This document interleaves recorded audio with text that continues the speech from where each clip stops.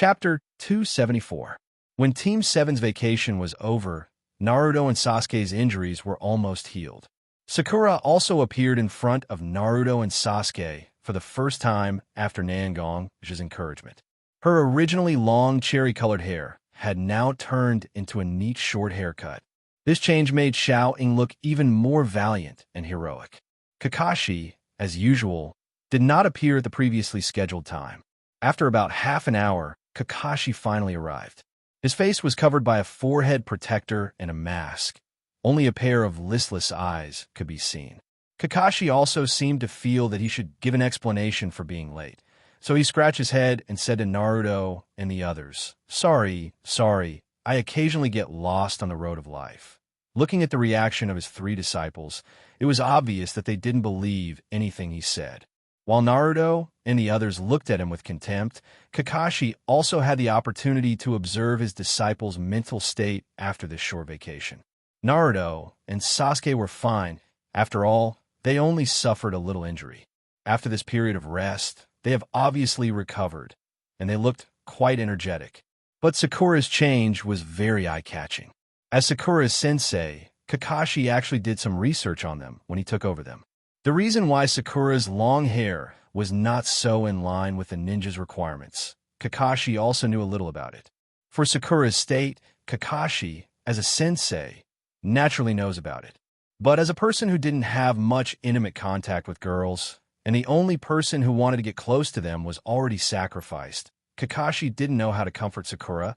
He only hoped that she could adjust herself. But looking at the current situation, Sakura seemed to adjust her state faster than Kakashi thought, which made Kakashi feel particularly surprised. Kakashi's surprise was so obvious. His dead fish eyes had been staring at Sakura. After the initial confusion, Sakura also understood the reason for Kakashi's surprise. She also felt a warm current in her heart. Her sensei actually cares about her, doesn't he? Kakashi-sensei, I'm sorry that my previous state made you worry. Nangong uncle has already talked to me about the things that trouble me before. I won't be worried about such a situation. Since I have noticed my shortcomings, then it's a good thing. I will work harder in the future so that I can catch up with the team's growth speed. Hearing Sakura's words, Kakashi also understood in his heart. As a close friend of Sakura, Nangongja is indeed more suitable to persuade Sakura than himself. Since there were no more problems now, Kakashi also looked at his three disciples with a serious expression. There are many reasons for calling you here this time. First, everyone is very tired in this mission in the Wave Country. Naruto and Sasuke also suffered different degrees of injuries, so I hope to observe everyone's state. Now it seems that everyone has recovered. Second, there's one thing to inform you. With that said, Kakashi looked up at the ninja eagle flying over his head. It was obviously a professionally trained ninja eagle. Soon, Konoha will hold the Chunin exam, which is held every 3 years. This Chunin exam is different from the previous Chunin exam. There will be a lot of ninjas who don't belong to our village taking the exam. Among them, there are 6 villages including Wood Leaf Village, Sand Village, Rain Village, etc. This exam is not only to select the best ninjas in our village who can be promoted to Chunin. We also hope that our Wood Leaf Village can show our strength to the participating countries and even the entire ninja world. And I, as your instructor, have nominated you on the waiting list for the Chunin exam. Kakashi took out 3 application forms from his ninja tool bag and handed them to Naruto and the others. This Chunin exam is completely voluntary. I won't force you to participate in the exam, so you can consider it according to your own strength. When you decide to participate in the exam, fill out this application form and submit your application to the submission place written on the form above. After that, Kakashi turned his eyes back to his 3 disciples. Naruto's reaction was obvious. Obviously, he was very excited about the opportunity to apply to become a Chunin in the first year of becoming a Genin. Sasuke's expression was the same as usual, but the fact that he could compete with the best of the best made Sasuke feel very interesting. Sakura, on the other hand, didn't have any unusual reaction at all. It was as if she already knew about the Chunin exam and had already corrected her attitude. Kakashi felt that there was nothing for him to do here, so he directly disappeared with a body flicker jutsu, leaving only his 3 disciples here. This Chunin exam, I'm going to participate. I'm going to become the Hokage. Now the opportunity to become a Chunin is in front of me. As long as I step by step from a Genin to a Chunin, then from a Chunin to a Jonin, then the position of Hokage won't be far from me. I must let my bastard father know that Hokage is not just a man who abandons his wife and children to become a Hokage. After Naruto finished his declaration, he faintly added such a sentence in his heart. Obviously, he had a deep resentment toward his father. Sasuke surprisingly didn't ridicule Naruto, but his eyes were burning. Itachi, who betrayed him and his family, became a Chunin when he was 10 years old. Although he was not as good as Itachi now, it was also because he was born in peacetime and didn't have enough merit to be promoted to a Chunin. Although under the efforts of Xianxia, Sasuke was not blinded by his own hatred, but it was inevitable that there was a competitive mentality towards Itachi. Sakura, on the other hand, was obviously mentally prepared, and her eyes were exceptionally firm. The 3 children exchanged glances and nodded their heads. They understood each other's intentions and went their separate ways. Chapter 275. When Naruto and the other 2 children made their decisions, Xianxia also appeared in front of the 4th Hokage, Watergate. After receiving the nominees, Xianxia was called by the Umbu to Watergate's office. Although you have already informed me of the possible problems in this Chunin exam, the arrow is already on the bow. Therefore, this Chunin exam must be held. Seeing Xianxia, Watergate opened his mouth and said his decision. But Xianxia didn't care at all, because only by holding this Chunin exam smoothly can Danzo reveal the slightest bit of his secret. Getting rid of Danzo, this is Xianxia's ultimate goal. Watergate obviously saw that Xianxia didn't care about his decision, but he still said, this Chunin exam has a total of 6 villages, a total of 153 ninjas from various villages participating. And our Wood Leaf village has sent 87 outstanding ninjas to participate. Now the examiners of several exams have been decided, and all the Umbu that can be mobilized have been arranged to secretly protect the smooth progress of the Chunin exam. However, after thinking for a long time, I feel that the enemy will definitely leave some people among those who participate in the Chunin exam to confuse our line of sight. So, I hope you can help me check these ninjas one by one during the Chunin exam. After saying so much, Watergate didn't mention anything about Xianxia's request. But Xianxia understood that Watergate has already made a decision. In fact, Minato had already agreed to his request. But how can such an agreement be put on the table so directly? After all, in the eyes of most people, Danzo is still a responsible root leader for Woodleaf Village. Therefore, when Watergate gave the task of monitoring all the candidates to Xianxia, it was actually a disguised form of giving Xianxia some rights to investigate. As long as Xianxia can find even a little bit of Danzo's tail, then Watergate doesn't mind working with Xianxia to bring down the old fox Danzo. Originally, when Xianxia heard Watergate's arrangement, he nodded and was ready to leave. But Watergate took out a document from his desk drawer and handed it to Xianxia. Xianxia was also very puzzled why Watergate would give him a document at such a time, but Watergate has never been the kind of person without a purpose, so Xianxia opened the document in his hand and read it carefully. After a while, Xianxia finished reading the thin document. Are you sure? I didn't expect that besides Xianxia, the Uzumaki clan actually has an orphan in the ninja world. Watergate nodded and took the document that Xianxia handed over to him. Then, he placed the document back on his desk, appearing to be very careful. This document doesn't have her surname, only her first name. But judging from her red hair and the characteristics of the sealing technique she used, she is indeed a descendant of the Uzumaki clan. Even this child may have inherited some of the sealing techniques of the Uzumaki clan, and it seems that she has awakened some rare ability. Xianxia herself is a descendant of the Uzumaki clan that we, the Woodleaf, have spent a lot of effort to find in the ninja world. If it weren't for the wife of the first Hokage being an Uzumaki, we wouldn't have been able to guarantee that Kushina can inherit the sealing technique of the Uzumaki clan. I have tried my best to block this news, but it is only a matter of time before Danzo finds out. I need you to let this child join our camp as soon as possible. At least make sure that she doesn't fall into the hands of anyone with ulterior motives. If you want to exert the strongest strength of the Bijou, the bloodline of the Uzumaki clan is an important condition. Such a child, whether in the hands of other ninja villages or Danzo, will be a huge risk. Yes, Watergate and Xianxia are talking about another descendant of the Uzumaki clan, Uzumaki Karen. This time, because of Xianxia's information, Watergate spent a lot of effort to investigate all the information related to the Chunin exam.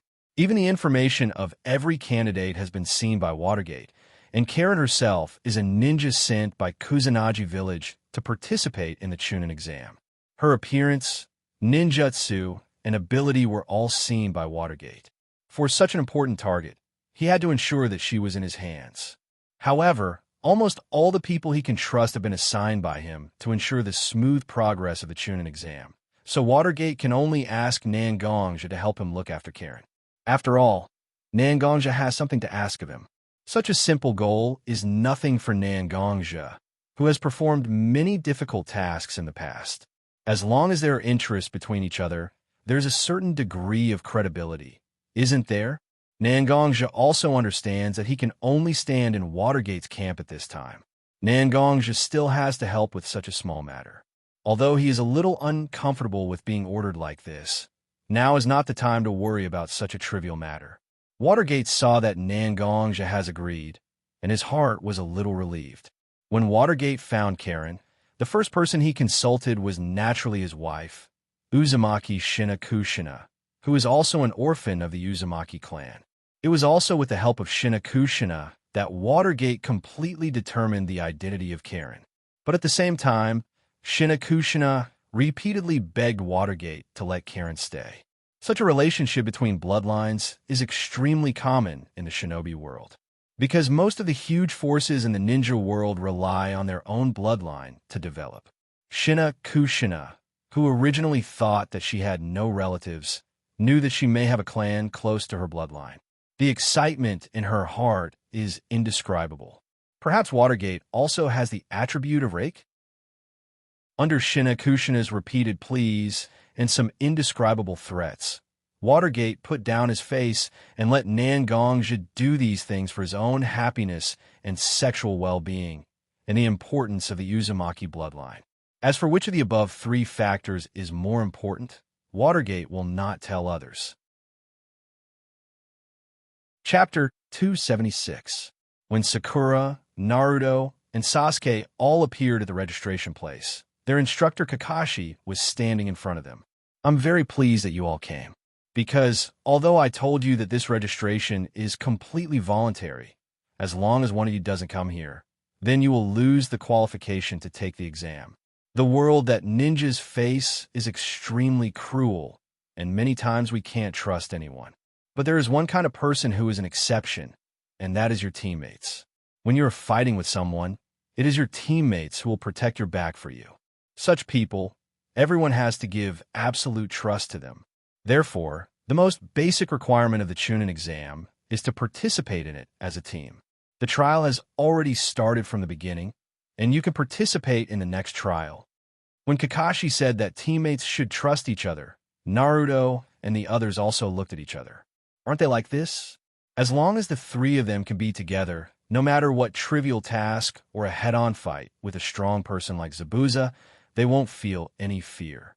Kakashi took the application form from the hands of the three of them and stepped aside, making way for Naruto and the others to enter the exam. Naruto, Sasuke, and Sakura also put their hands on the door handle. Together, they opened the door that will allow them to take the Chunin exam smoothly. You have to go to the third floor, and there will naturally be someone there to tell you what to do next. Kakashi's voice came from afar, but they couldn't see where Kakashi's figure was. On the third floor, which was supposed to be the destination of Naruto and the others, there was a farce at the moment. A person with a funny round eyes and thick eyebrows wearing a green tights was thrown to the ground by a ninja, but he didn't seem to be so convinced, and from time to time he resisted and said something. Sasuke glanced at such a farce but didn't react. Instead, he walked in the direction of the fourth floor. Naruto took Sasuke's hand and said to Sasuke, "Where are you going? Aren't we going to the third floor? This is our destination. So many people are here, it can't be wrong." Sasuke glanced at Naruto with an exasperated look and said to Naruto, "Don't worry. Don't worry so much. We have to go where we should go." Naruto looked at Sakura behind them for help, but Sakura just glanced at the place where the farce happened and still followed Sasuke's footsteps upstairs. Looking at the place where the crowd gathered, Naruto was about to release his shadow clone jutsu to save the boy who seemed to be bullied. But the boy who seemed weak and easy to bully just now turned over and jumped up from the ground. His whole body seemed to be full of exercise. He didn't even look at the ninja who just stopped him and walked briskly to Sakura, who was about to go upstairs. Are you Team 7's Haruno Sakura?" Sakura looked at the boy again, but felt that she didn't have any impression of this boy at all. "I am indeed Haruno Sakura, but you..." The boy seemed to feel that he was a bit rude and didn't introduce himself. Xiao Ying's face was flushed red, and she seemed to be very nervous as she extended her hands. She bowed slightly and said to Xiao Ying, "I'm Locke Lee. May I ask if you can date me?" After that, he raised his head, blinked his round eyes at Sakura. With a bright smile on his face, he revealed his big white fang. But no matter how one looked at this scene, it was hard for them to accept it. Xiao Ying had a polite smile on her face. She walked in front of Xiao Li and said to him, I'm sorry. You're a good person. But from your tight clothes, I can see that you don't know how to take care of yourself. And your shiny hair. Please tell me how many days you haven't washed your hair? What's more, with your extraordinarily thick eyebrows and round eyes, you're even more eye-catching than the frogs I've seen. So, please let me refuse." "Yes, refuse." When Lee saw Sakura walking toward him, he felt that he had some hope of success. But after Sakura said those words with a smile, Lee's body began to gradually turn gray from his feet. When Sakura finished her last sentence, Lee had completed his gray transformation. There were even some cracks gradually appearing on his body, making him look like a worn-out plaster statue. Only Lee's mouth was still muttering the words Sakura said, "You're a good person, don't know how to take care of yourself, don't wash your hair, thick eyebrows, round eyes," and other words. Hey, Haley, are you okay?" A girl wearing a slightly masculine white jacket with two bun-like hair buns on her head walked out of the crowd and caught the grayish-white Xiao Li as she spoke to Xiao Ying. Since he chose this kind of confession, I naturally have my own way to refuse him. Also, please turn your head and look at the person you caught. If you don't know him, and he suddenly comes out to confess to you, what will you do? I wonder what choice you will make. Sakura didn't get angry at the girl who suddenly came out. Instead, she said this to the girl. The girl looked at the gray guy in her arms who was barely breathing, and for a moment, she felt that she couldn't find any reason to refute Sakura. She really felt sorry for her teammates. So her sadness turned into anger, and one of her hands reached behind her as if she was about to take something out. But another person stood up, grabbed the girl's hand behind her back, and said, "Don't worry." Well, Tion. Since Lee came out and said these words to Haruno Sakura, then he should be prepared to be rejected. Now it's just an overreaction. Let's put the exam first. As for them, we will naturally have the opportunity to educate them during the exam. Tion glanced at the boy's hand holding her hand, and her cheeks were a little red. He also nodded his head and helped Xiao Li up. Team 7 Jinin, hello. I'm Team 3 Hyuganiji, also a wood leaf ninja. I hope you can show your level in the exam for the wood leaf. After that, he turned and left. On the contrary, Sasuke seemed to be thinking about the background of this person with white eyes, and his eyes couldn't help but have some inexplicable hostility. Chapter 277. Naruto obviously noticed Sasuke's abnormality at the moment, so he quickly caught up with Sasuke, who was walking in front of him, and said to Sasuke with some doubts, "Do you know the guy with white eyes just now?" Why does he look a bit like Hinata? Sasuke didn't ignore Naruto's question. Instead, he looked at Naruto and said seriously, I don't know the guy named Niji, but he does belong to the same family as Hinata from our class, the Hyuga clan, which was once known as one of the noble clans of Konoha, along with the Uchiha. In the next exam, we are likely to have conflicts with these people. Remember this guy with white eyes, a Hyuga ninja who has inherited his family, is extremely dangerous. After that, Sasuke didn't pay attention to Naruto's repeated questions about the Hyuga family. He walked directly to the door of the first exam and reached out to open the door. The moment the door opened, a noisy noise came out from the door. The Chunin exam is an exam that involves 6 ninja villages and hundreds of ninjas. Almost everyone who can be in the top position of the genin is participating in this exam. Most of these people are relatively young, but their strength is very outstanding. So when such a group of people gathers together, it's inevitable that the air is filled with an indescribable smell of gunpowder. Oh, sure enough, you are here too. A slightly lazy voice sounded in Naruto's ears. Naruto looked back and saw that Shikamaru Nara from his class also appeared in the Chunin exam. Naturally, as the remaining 2 members of Ino Shikacho, Akimichi Choji and Yamanaka Ino, also stood beside Shikamaru.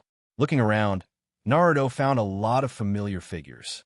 In addition to Team 7 led by Kakashi and Team 10 led by Sarutobi Asuma, there was also Team 8 led by Kurenai, which included Hyuga Hinata, Inazuka Kiba, and Aburame Shino.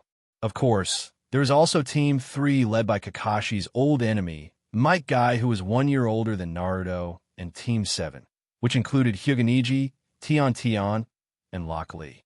Yes, I didn't expect a lazy guy like you to come here to take the Chunin exam. Under normal circumstances, you should avoid this kind of troublesome matter and find a safe place to sleep, right?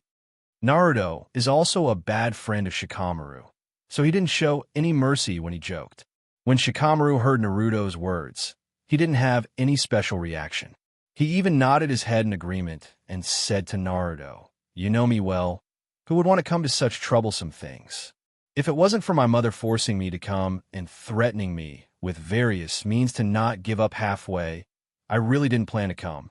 When Shikamaru mentioned his mother, his face was full of fear, as if something was really threatened by his mother. But Naruto saw a trace of excitement in Shikamaru's eyes. Too lazy to come? Such an excuse is a bit too bad. But Naruto still didn't say it. Instead, he patted Shikamaru's shoulder and said to Shikamaru, Isn't that right? My mother is the same. I'm afraid all the mothers in the world are the same.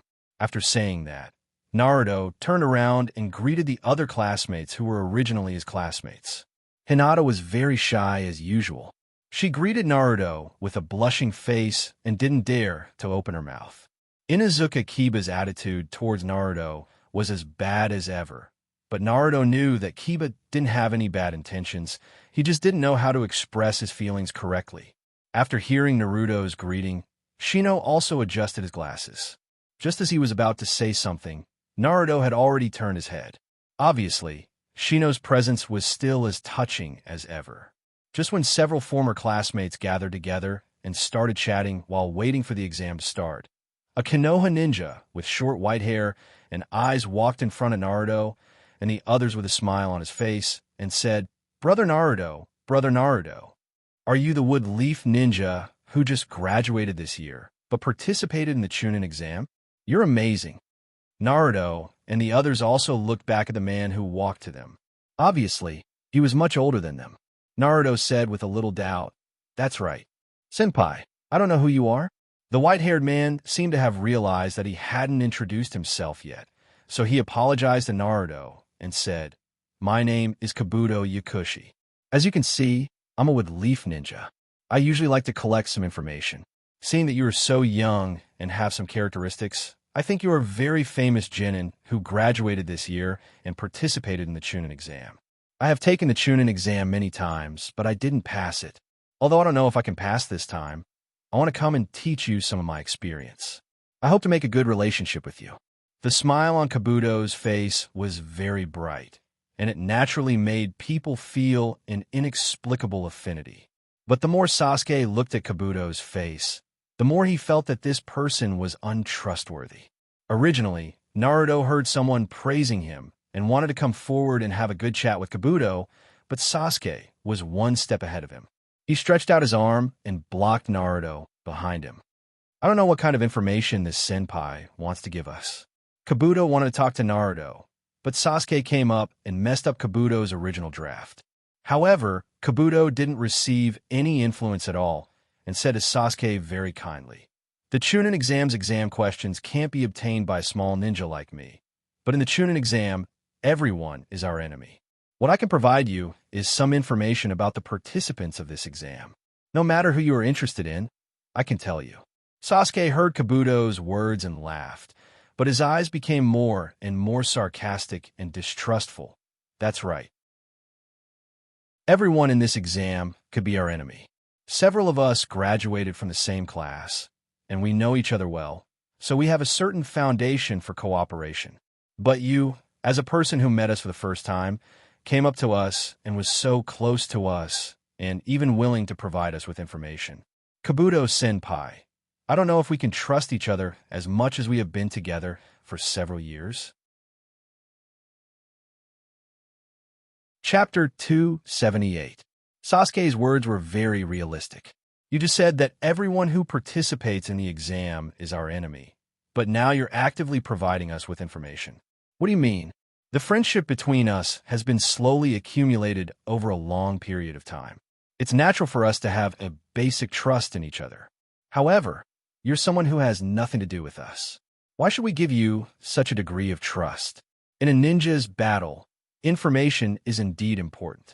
But information is also divided into real information and false information, isn't it?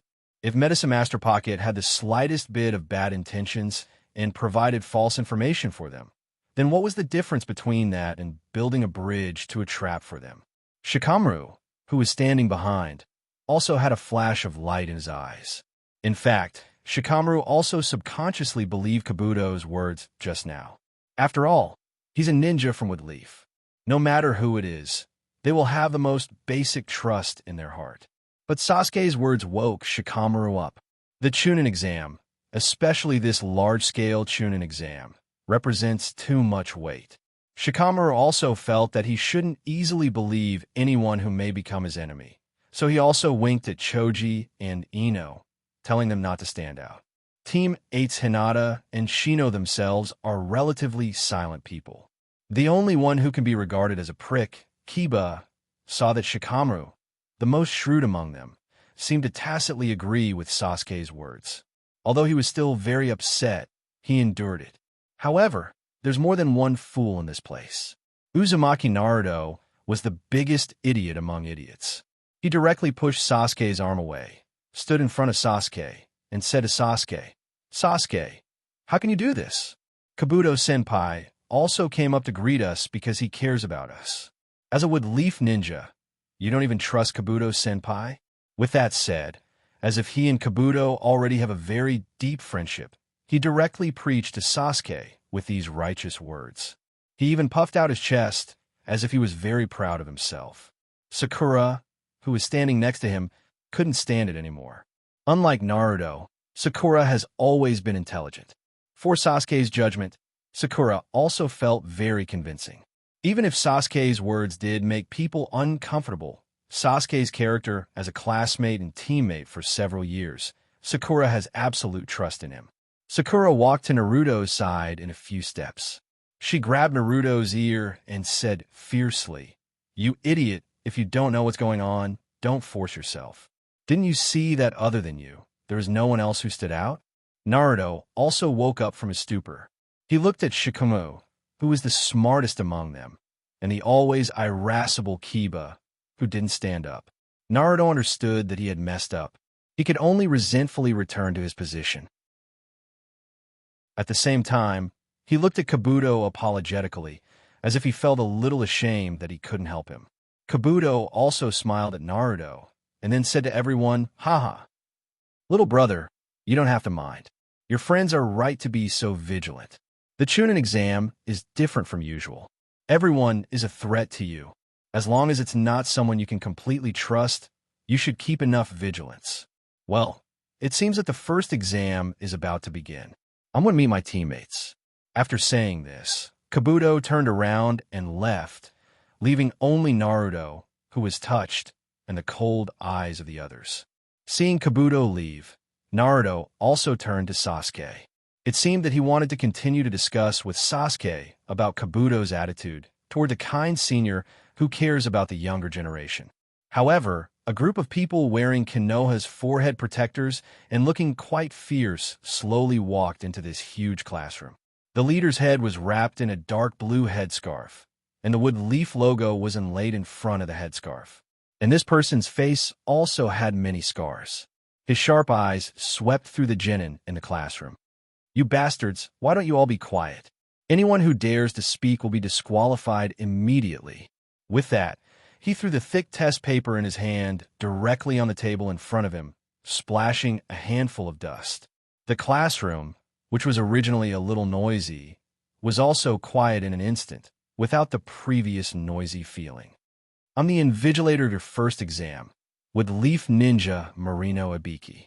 This exam has a total of 10 questions, and the test paper you are about to get has 9 questions. The last question will be announced 45 minutes after the exam. The score of the exam is calculated in groups. So, the exam begins. I advise you not to cheat with clumsy means. Once you are caught cheating more than 5 times by the invigilator, you and your team will be disqualified immediately." After Ibiki finished speaking, the ninjas behind him stepped forward one by one and distributed the test papers to each candidate. After distributing the test papers, they sat on the chairs by the wall and stared at the candidates who were taking the exam in the classroom. Not to mention how these ninjas who faced the difficult content of the exam found out the profound meaning of this exam, and through a variety of not-so-secretive methods. But the invigilator turned a blind eye to them to cheat. Instead, Nangongja squatted on a big tree outside the examination room. His eyes swept across the few people from time to time. Nangongja didn't seem to care about whether Naruto and the others could pass the exam or not. Instead, he kept looking at Uzumaki Karen, who was originally his target, and Kabuto, who took the initiative to contact Naruto and the others just now. For some reason, Nangongja felt that there was something wrong with Kabuto. Nangongja waved his hand, and an Umbu appeared beside Nangongja. He half-knelt to Nangongja and said very respectfully, "Nangong-sama, what can I do for you?" Without looking at the Umbu, Nangongja said, "Go to the database now and retrieve the information of a ninja named Kabuto. Try to be as detailed as possible. I think there may be some problems with him." The Umbu ninja nodded, and his figure instantly disappeared beside Nangongja. Chapter 279. Closing the file in his hand, Nangongja closed his eyes and recalled the information he had just read about Kabuto. Kabuto himself was an orphan who was adopted by the head of the Wood Leaf Orphanage, Nanoyu, and was given the surname Kabuto. The records in the file were very detailed, from the time when Kabuto was in the orphanage, to the annual transcripts when he became a member of the ninja school, to the records of the missions he performed after becoming a ninja. But Nangongja faintly felt that something was not right. This sense of inconsistency lingered in Nangongja's heart and couldn't dissipate. Nangongja thought hard about every information he knew, but there was no way to find any flaws in it. It seems that Kabuto was the most ordinary ninja in Wood Leaf with ordinary experience. However, a thought suddenly flashed across Nangongja's mind. This record is too detailed. Yes, as the most ordinary ninja in Wood Leaf. In the file of the Umbu department, there should only be some important information, and even if some of the information is lost, it is very likely. After all, it's just the file of an ordinary ninja, and most of the documents in this era are paper documents. Such things are too easy to lose. But Kabuto's information is so detailed, it makes people feel that it is very unreasonable. After all, the Umbu department is an important force in Wood Leaf. If they have time to study the deeds of such a small ninja, it is better to send more people to perform more meaningful tasks, right? In Wood Leaf, There are not many people who can tamper with a person's basic information and the information stored in the Umbu department. It's nothing more than the Hokage or the root department. The wood leaf families have no way to reach their hands in such a place. If Kabuto was really a Watergate person, it would be nothing. But before Watergate gave him the task, he didn't mention that he would have a helper, and according to Watergate's character, he wouldn't hide such a small chess piece in Xianxia. Then, there could only be one Black Hand, right? The leader of Wood Leaf Root, Shimura Danzo. I finally caught a little bit of your tale. Although you're just a small character, it might be of great use if I keep an eye on you, right? Originally, I thought that I would have to dig very deep to find your traces, but I didn't expect that you would actually reveal such a flaw. At the same time, Xianxia thought of his two teammates who were Medicine Master Pocket, Red Copper Armor and Jian Meicheng, as Medicine Master Pocket's teammates. They definitely had a deep relationship. It seems like during the second exam, I can sneak in and get some information, right? While Xianxia was thinking about how to get Danzo's weakness from Yakushi Kabuto, the first round of the Chunin exam was coming to an end. After a lot of people were taken out, the exam time finally reached the 45th minute, and it was time to announce the 10th question. Naruto was also nervously looking at Ibiki, who was standing on the stage. To be honest, Naruto couldn't do this test at all. Among the ninjas present, except for a few Chunins who were deliberately planted to provide the correct answers, only Sakura and Hinata did it themselves. Needless to say, Sakura is a top student. Although these questions are indeed beyond the difficulty of a genin, the person who made the questions also considered that some people may choose to do it with their own knowledge. So these questions can be solved with the theory learned in the ninja school, but it will be very troublesome. As for Hinata, it's not that she completely knows the test in front of her. After all, Hinata's results were only SOSO. The little girl was simply frightened by the ferocious Ibixi on the podium and had no choice but to answer the questions honestly. Moreover, the little girl even had the time to care about whether Naruto, who was sitting next to her, has yet to answer the question. She has been looking at the Chunin sitting in the corner, hoping that the invigilator will occasionally be distracted and give her a chance to show Naruto a question or two. But after all, he's a Chunin, and it's just a short 45 minutes. He can concentrate it all. Therefore, although the little girl hoped that she could help Naruto, in the end, she didn't let Naruto copy the test. Ibiki looked at the genin who were copying in front of him using various methods that they thought were very secretive, and he seemed to be tired of it. He directly slammed his fan-like hand on the podium in front of him, and a loud sound directly made all the genin stop their movements. Hey, you trash. The 45 minutes are up, and I'm going to announce the 10th question of this exam for you. You have the right to choose whether to answer the question or not. If you choose the 10th question, and if you answer it correctly, regardless of the previous test results, I can directly let you get the full score of this exam. But if you answer wrong, not only you, but also your teammates will lose the right to continue the exam. At the same time, you will be finished. Body. Forbidden. Test. When Ibishi said that as long as they answered the 10th question correctly, they would get full marks. Many of them smiled, but the price of failure that Ibishi proposed made everyone dumbfounded. Naruto was naturally one of the many people who were dumbfounded. Naruto only felt very nervous and glanced at his two teammates. Naruto found that Sasuke and Sakura were actually looking at him. Obviously, the two were also worried about Naruto. But whether they were worried about Naruto accepting the 10th question or not, it's hard to say. Ibiki stood on the podium and seemed to feel that the people below were too slow, and he actually started the countdown. 9-8. More and more people began to sit still, and one by one, they chose to give up under psychological pressure. After all, things like the Chunin exam are actually held once every 3 years.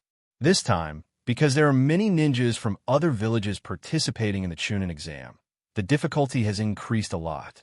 Now that there are such harsh conditions, in order to avoid a lifetime ban, more and more people chose to give up. In just a few seconds, the number of people who gave up was much more than the number of people who were caught cheating before. The classroom, which was originally a little crowded because of the large number of people, became sparse at this moment. Chapter 280. As a ninja specializing in wood leaf interrogation, Ibiki is very good at grasping people's hearts. Obviously, with just a few words, he has already forced these jinn into a desperate situation, making them feel that unless they have complete confidence in themselves, it's better to give up.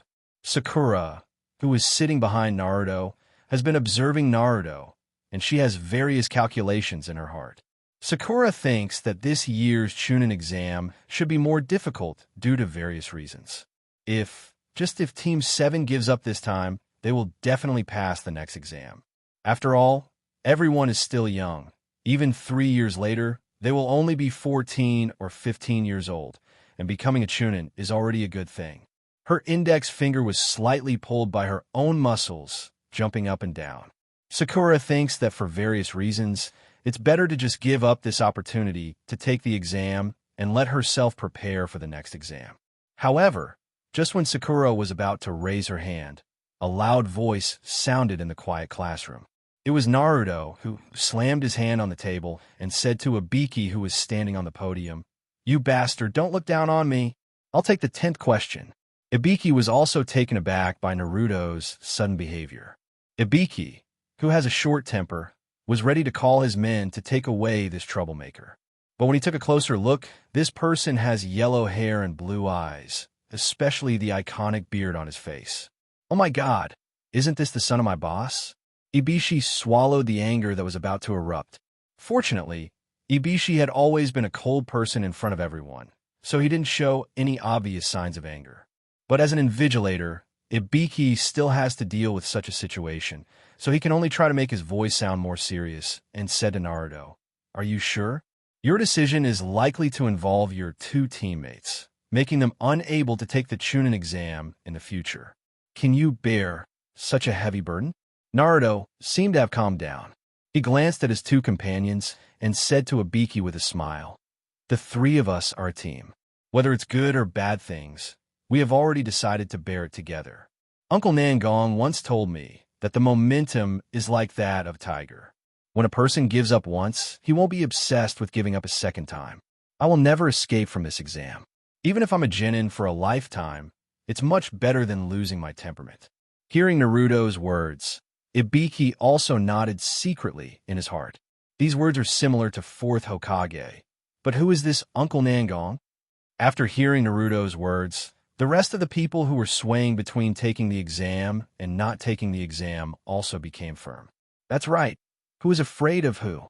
If this ninja, who looked smaller than most of them, could say such a thing, how could they not do it?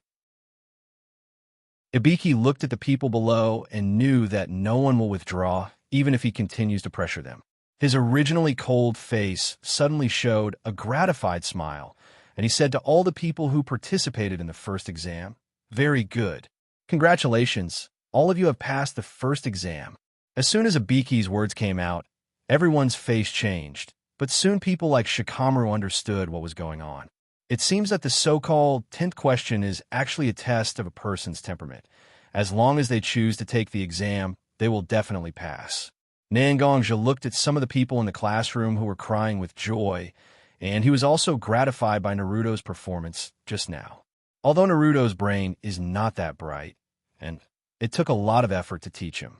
But Naruto has an advantage that surpasses anyone.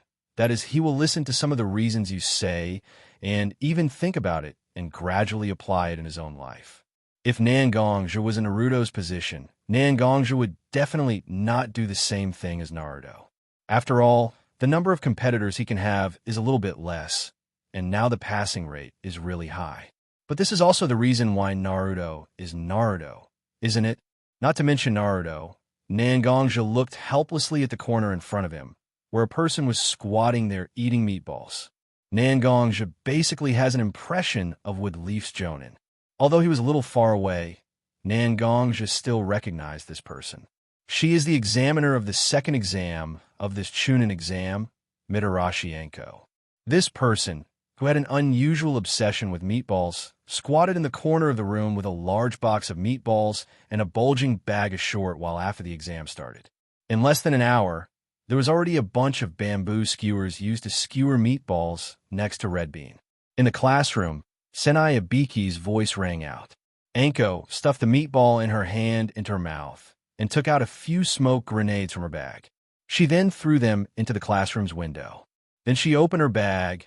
There was a long string of words written on it, which probably explained her position and name, and then quickly rushed into the classroom with chakra attached to her feet.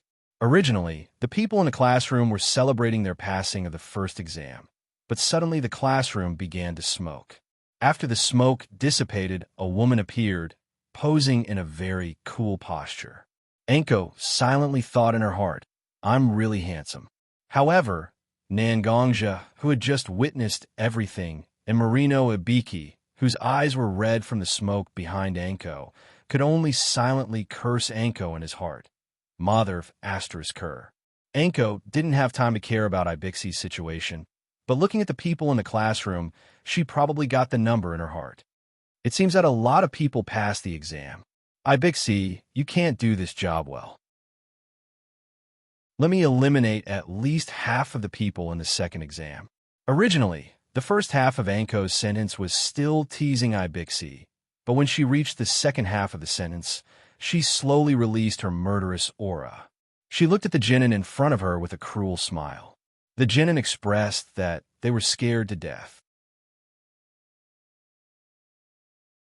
Chapter 281. With Leaf Village, the entrance of the Death Forest. The genin candidates who passed the first exam stood together, listening to Mitarashi Anko explain the rules of the second exam to them. Everyone understood what Mitarashi Anko meant by reducing the number of candidates by half. Every team will be given a scroll. The scrolls are divided into two types, the Scroll of Heaven and the Scroll of Earth. Only the ninjas who have collected both scrolls can go to the tower in the middle of the Death Forest to report to pass the second exam. This is the reason why the number of people participating in the exam was reduced by half. But the genin didn't only face the threat of other genin as enemies, but also the unique environment of the Death Forest. Countless ferocious birds and beasts live in the Death Forest, and all the participating teams have to find a way to survive in the Death Forest. If they're not careful, they will either die in the mouth of a beast or be attacked by other teams. Therefore, in order to avoid responsibility, Woodleaf also prepared a life and death contract for each participating team. After Naruto and the others signed the life and death contract, they entered the Death Forest with a Scroll of Earth. When all the candidates entered the Death Forest, Xianxia also appeared beside the invigilator of the second exam, Mitarashi Anko. During the first exam, I already found some strange targets. This exam in the Death Forest is a good opportunity for me to collect information, so I will go in first. Don't be too careless. Maybe something unexpected will happen. Mitarashi Anko also heard about Xianxia's mission from Watergate, so she nodded and left with the ninja behind her. As the invigilator of the second exam, Mitarashi Anko actually has a lot of tasks. Although all the candidates have signed the life and death contract, Woodleaf still has to save all the participants as much as possible, right? On the other hand, Xianxia exerted force with his ankle and leaped into the Death Forest that was surrounded by tall barbed wire. Kabuto, let's get the other scroll as soon as possible, right? The red copper armor seemed to be a little fearful as he suggested to Medicine Masterhood. Orochimaru himself told the three of them that in the second exam, they should try their best to get closer to Uchiha and Sasuke's Team 7, so they didn't act immediately when they entered the forest, but gathered together to discuss countermeasures. At the beginning of the first exam, Kabuto encountered a nail in Sasuke's hand and felt that their task was a bit difficult. That's also possible. Uchiha Sasuke doesn't seem to be as immature as the information we collected. In the first exam, his performance and attitude towards me were not like a genin who had just graduated from a ninja school. Instead, he was like a veteran who had been wandering in the ninja world for several years. If we meet them right after entering the Forest of Death, they won't trust us enough. So, let's set collecting scrolls as our number one goal.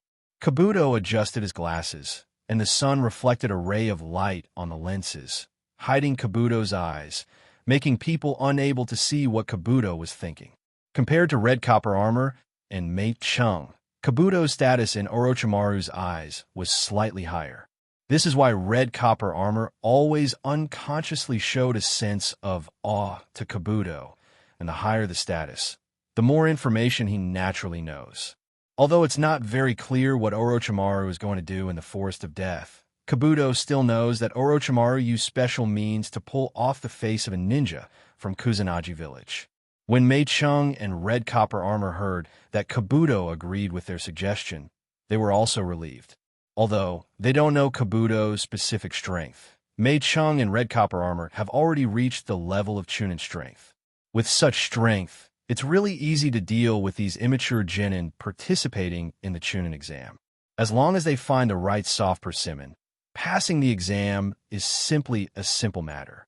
However, just as the three of them were discussing their next course of action, Nangonja had already sneaked up to them. Kabuto is indeed a strong ninja. Combining his combat power and medical ninjutsu, he can probably be regarded as a special jonin.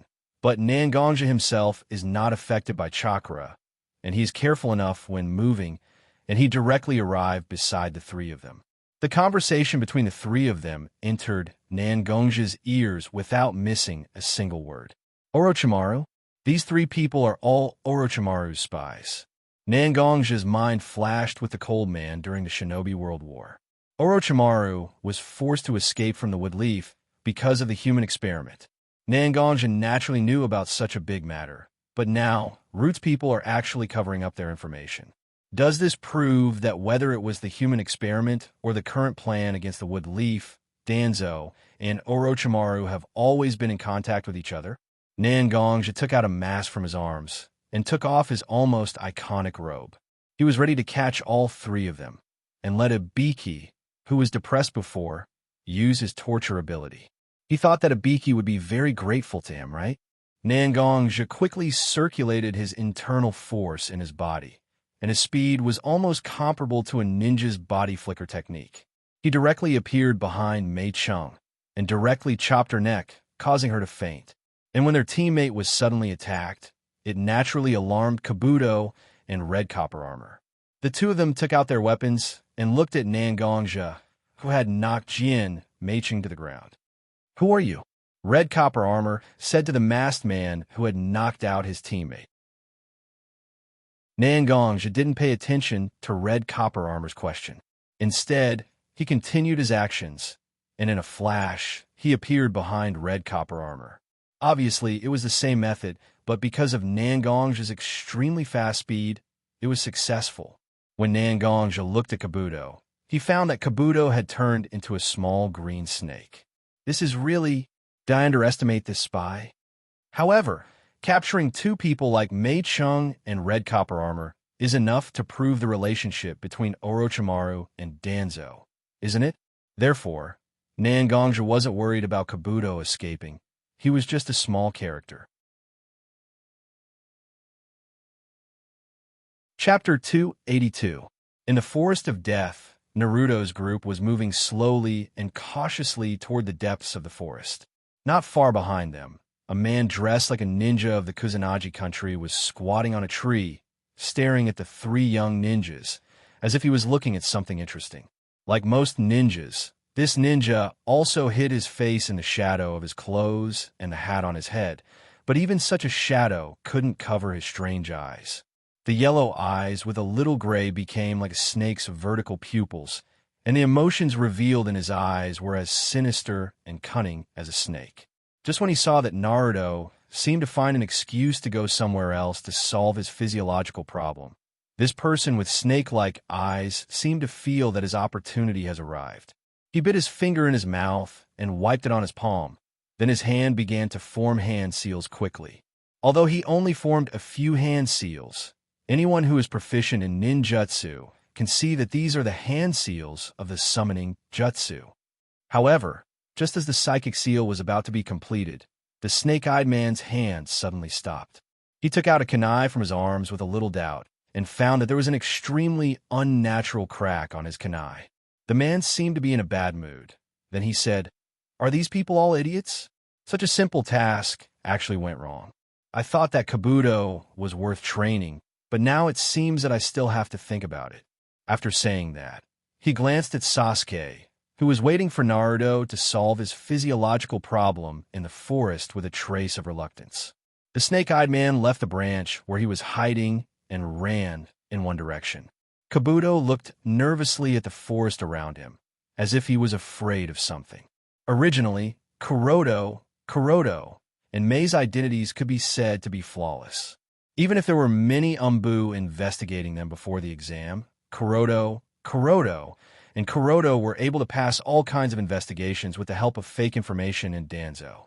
After passing the first round of the exam with much difficulty, they entered the second round of the exam. As long as he could successfully collect the scrolls, he would be able to give up on the examination when he reached the central tower. But for some reason, such a simple plan was disrupted by the sudden appearance of a masked man. Moreover, what's more terrifying is that this masked man directly used his speed to knock out his two temporary teammates. Even with his many years of experience, he still couldn't see through this person's background. This was the most frightening thing for Medicine Master Bag. Doe, I hope you can find a suitable reason for messing up my plan. Otherwise, I can only let you be my experiment instrument. Recently, due to various reasons, the experimental materials have become insufficient. With your strength, you are quite suitable to be an experimental material. A somewhat hoarse and gloomy voice came from behind Medicine Master Pocket. Medicine Master Pocket's entire body trembled, and he hurriedly half-knelt behind him. His head was so low that his neck could be seen. Orochimaru-sama, the situation has changed. Just now, a masked man kidnapped Xianxia in red copper armor. I was lucky enough to escape by relying on the escape ninjutsu taught by Orochimaru-sama. Oh. Hearing Medicine Master Pocket's words, Orochimaru was a little surprised. Medicine Master Pocket's overall strength has reached the level of Special Jonin. Such a person actually retreated without a fight? Orochimaru also felt a little interested. Can you recognize who this person is? Medicine Master Pocket heard Orochimaru's question and naturally knew that Orochimaru was interested in the person who kidnapped his temporary teammates. This person's speed is extremely fast, and I didn't feel that he used chakra at all. I can be sure that he has reached the speed of the body flicker technique by relying on his physical fitness. And because the strength of red copper armor in Xianxia is limited, he didn't reveal any more information. This person is still dressed in black clothes, wearing a mask, and putting away his hair. He is very experienced. Just by relying on such one-sided information, I can't judge who this person is for the time being. Orochimaru didn't scold Medicine Master Pocket for not getting more information. Instead, he rubbed his chin with his hand, as if he wanted to find someone from his memory who fits Medicine Master Pocket's description more closely, but he found that many people only fit one of the information. Either they're not strong enough, or they're not as cautious as this person. But Orochimaru is also a person who can see the overall situation, and soon he didn't care about the identity of the attacker. Get up. It's already good that you were able to leave so decisively and inform me of this information. It doesn't matter that Xianxia and Crimson Copper Armor were captured. The information they know is really little. At most, they know you're my identity and our interest in Sasuke. It doesn't matter.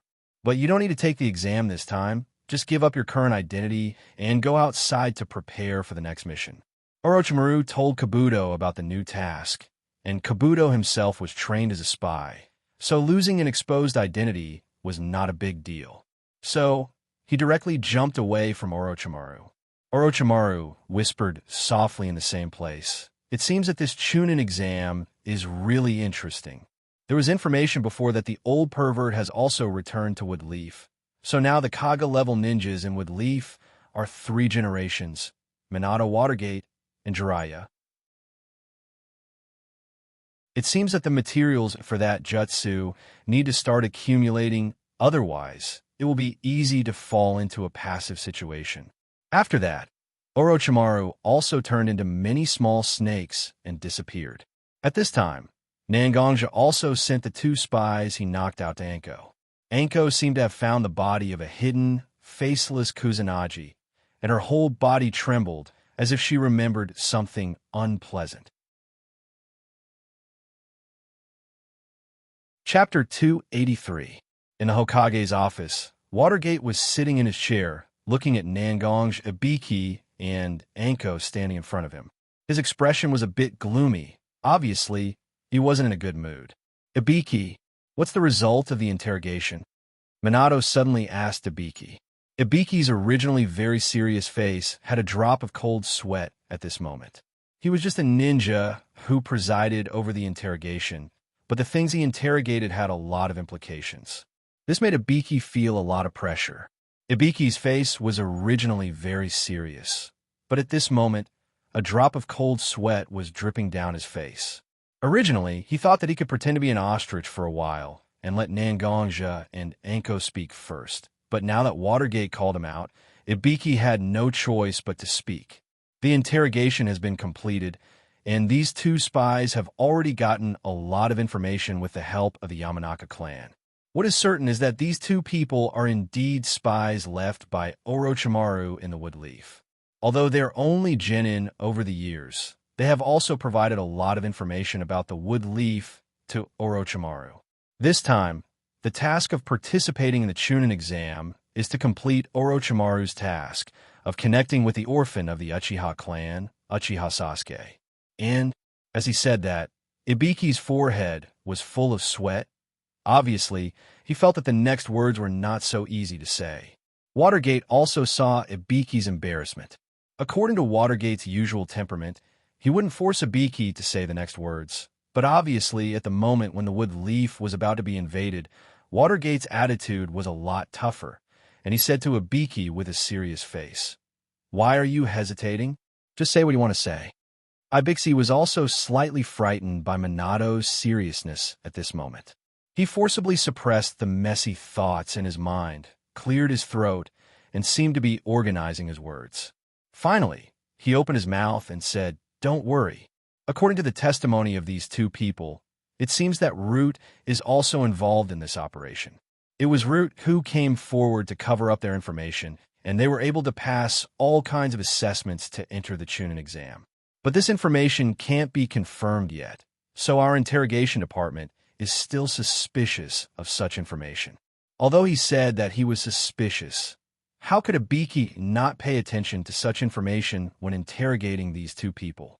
He constantly let the Yamanaka clan use psychic secret technique to explore the memories of these two people, and now these two people are almost like fools.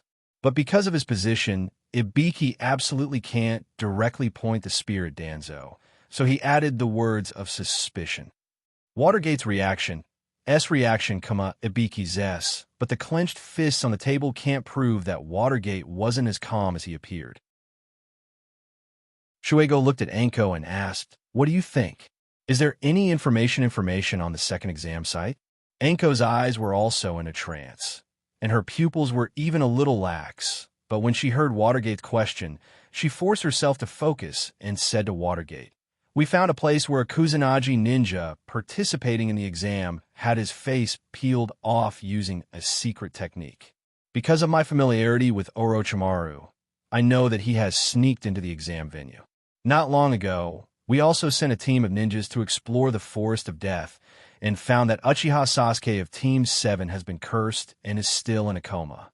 After saying that, it seems that the curse mark left by Orochimaru's experiment also began to move, making Anko's face look very painful.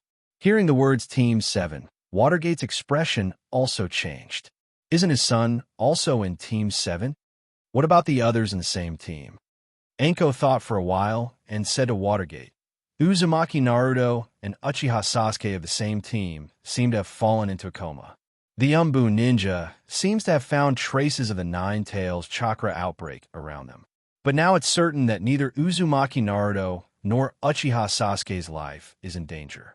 Haruno Sakura also showed excellent medical skills and performed timely rescue. The Umbu has sent a team to follow them. Once there is any situation that may endanger their lives, the Umbu will directly take action. As a member of Woodleaf, Naruto's identity and importance are naturally well known. So after Anko found traces of Orochimaru, she immediately transferred an Umbu team to Naruto's vicinity." "That's good. Anko and Ibiki, you can leave for now. Nangong, Stay for a while. I have something to tell you. After Anko and Ibiki bowed to Watergate, they also left respectfully. Nangongja saw that both of them had left, so he found a sofa and sat down casually. Did you contact the little girl from Uzumaki clan? Watergate saw Nangongja's casual attitude and didn't have any disgust.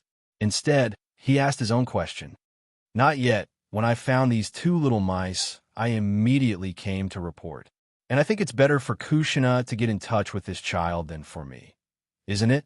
Nangongja said to Watergate, and at the same time made his own suggestion.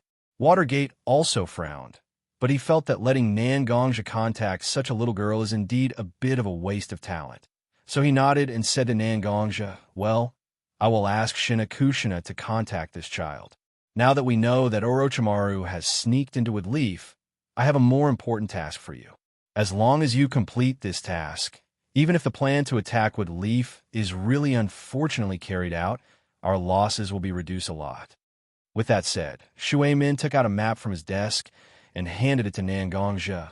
Then he instructed, don't worry, Nangongja. You also know the target of the task. When the time comes, just explain the situation to him directly. Nangongja nodded and left Watergate's office. Walking to the door of the Hokage office, Nangongja opened the map in his hand, but he found that the map in his hand was actually the map of Woodleaf Village, but there were many places marked with red crosses. Why is the marked place not a pub, but a bathhouse? Nangongja sighed, but he also vaguely knew who he was going to look for to help Woodleaf. This person is indeed outstanding, but his character. Chapter 284.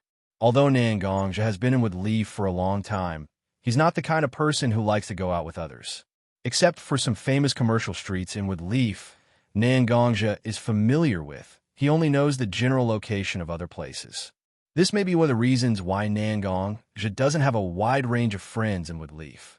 The map that Watergate gave to Nangongja basically marked all the large and small pubs and baths in Woodleaf. As a village with a large population, there are a lot of such entertainment places.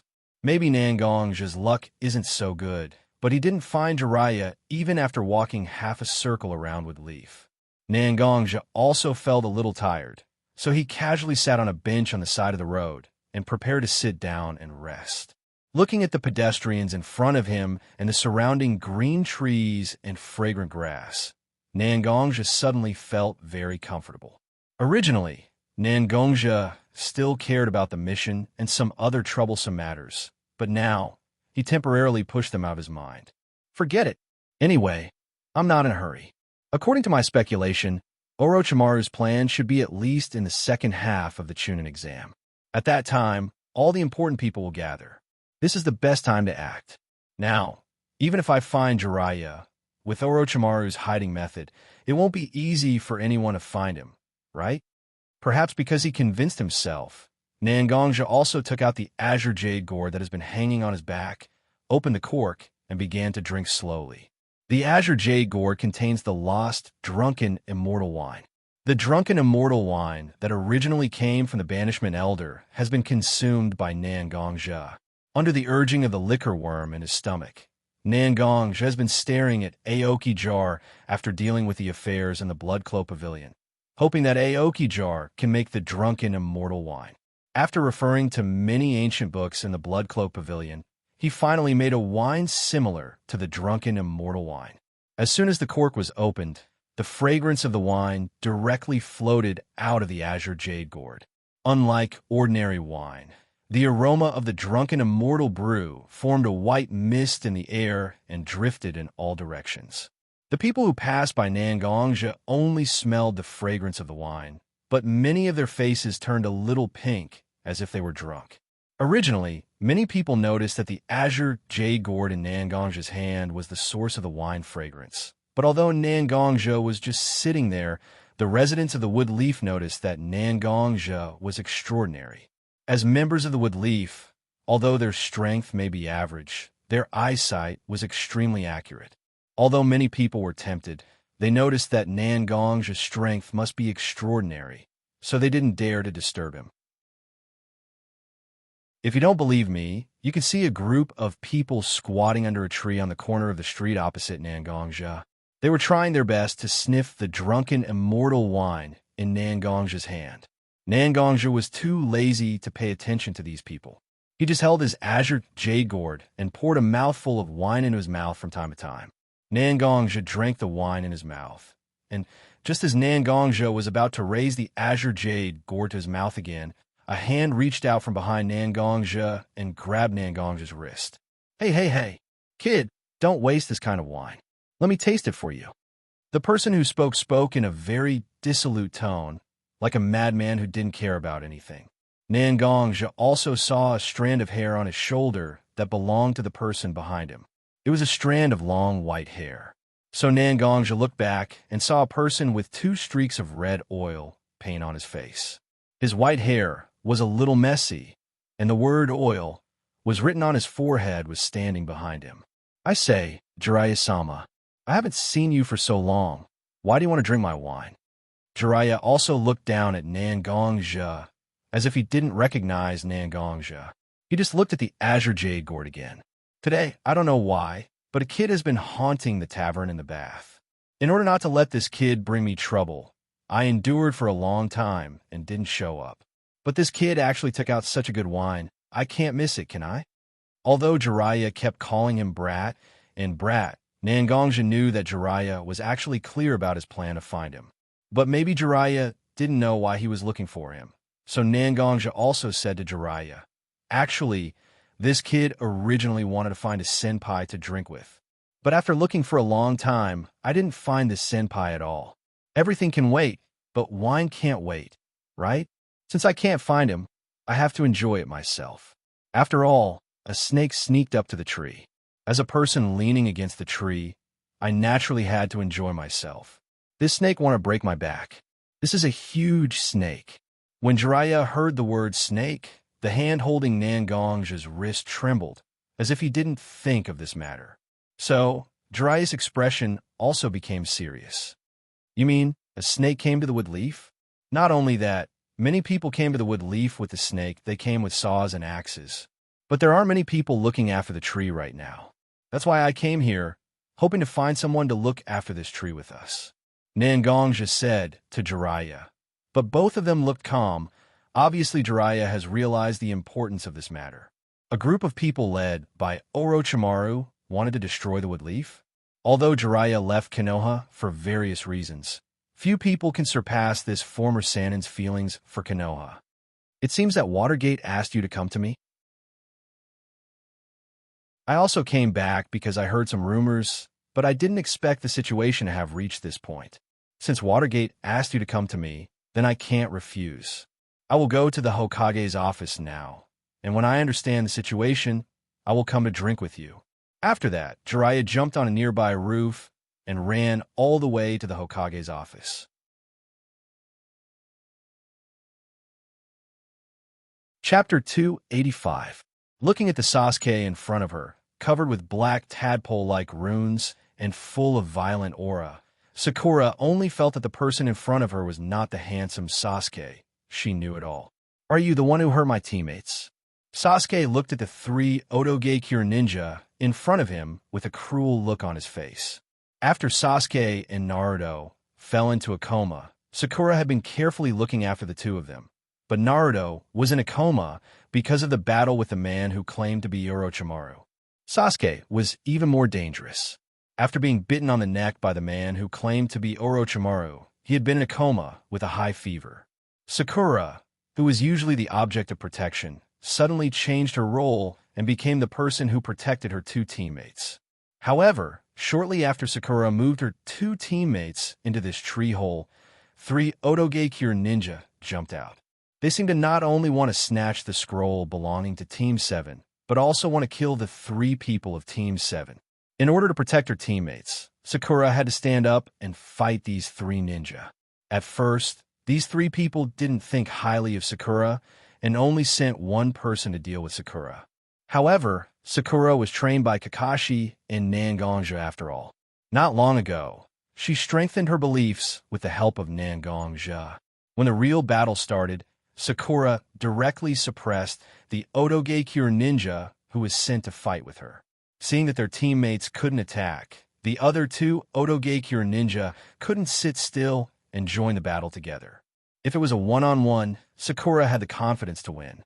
But when these three ninja came up to fight with Sakura together, Sakura could only barely protect herself. Under the special sonic attack of Odogekyure, Sakura also suffered a lot of injuries. Whether it was her nose or ears, they began to bleed. After that, Ino, Sakura's former classmate and one of her best friends, also jumped out with her teammates to help Sakura resist the attacks of these three Odogekyure ninja. The battle barely maintained a balance. At this time, Sasuke, who was still in a deep coma with a high fever, woke up. Moreover, Sasuke's body was covered with black runes from the initial bite, which made Sasuke's appearance look very strange. Sasuke's special state not only made Konoha's ninjas stop their movements, but also made Odogekyure's ninjas look surprised. Curse Seal was not so unfamiliar to several people from Odogekyure. You know, among the ninjas of Odogekyure, the 5 ninjas of Odogekyure were all people with Curse Seal. And Sasuke's body was now covered with black runes, which was the appearance of the first stage of Curse Seal. This made the 3 ninjas of Odogekyure, who didn't know what happened, a little dazed. But the ninjas of Odogekyure didn't move, but it didn't mean that Sasuke didn't move. At this moment, Sasuke's eyes have automatically turned into the 2 Tomo Sharingan state, and the 2 Tomo were spinning quickly. Sasuke only felt that his heart seemed to be ignited by a flame.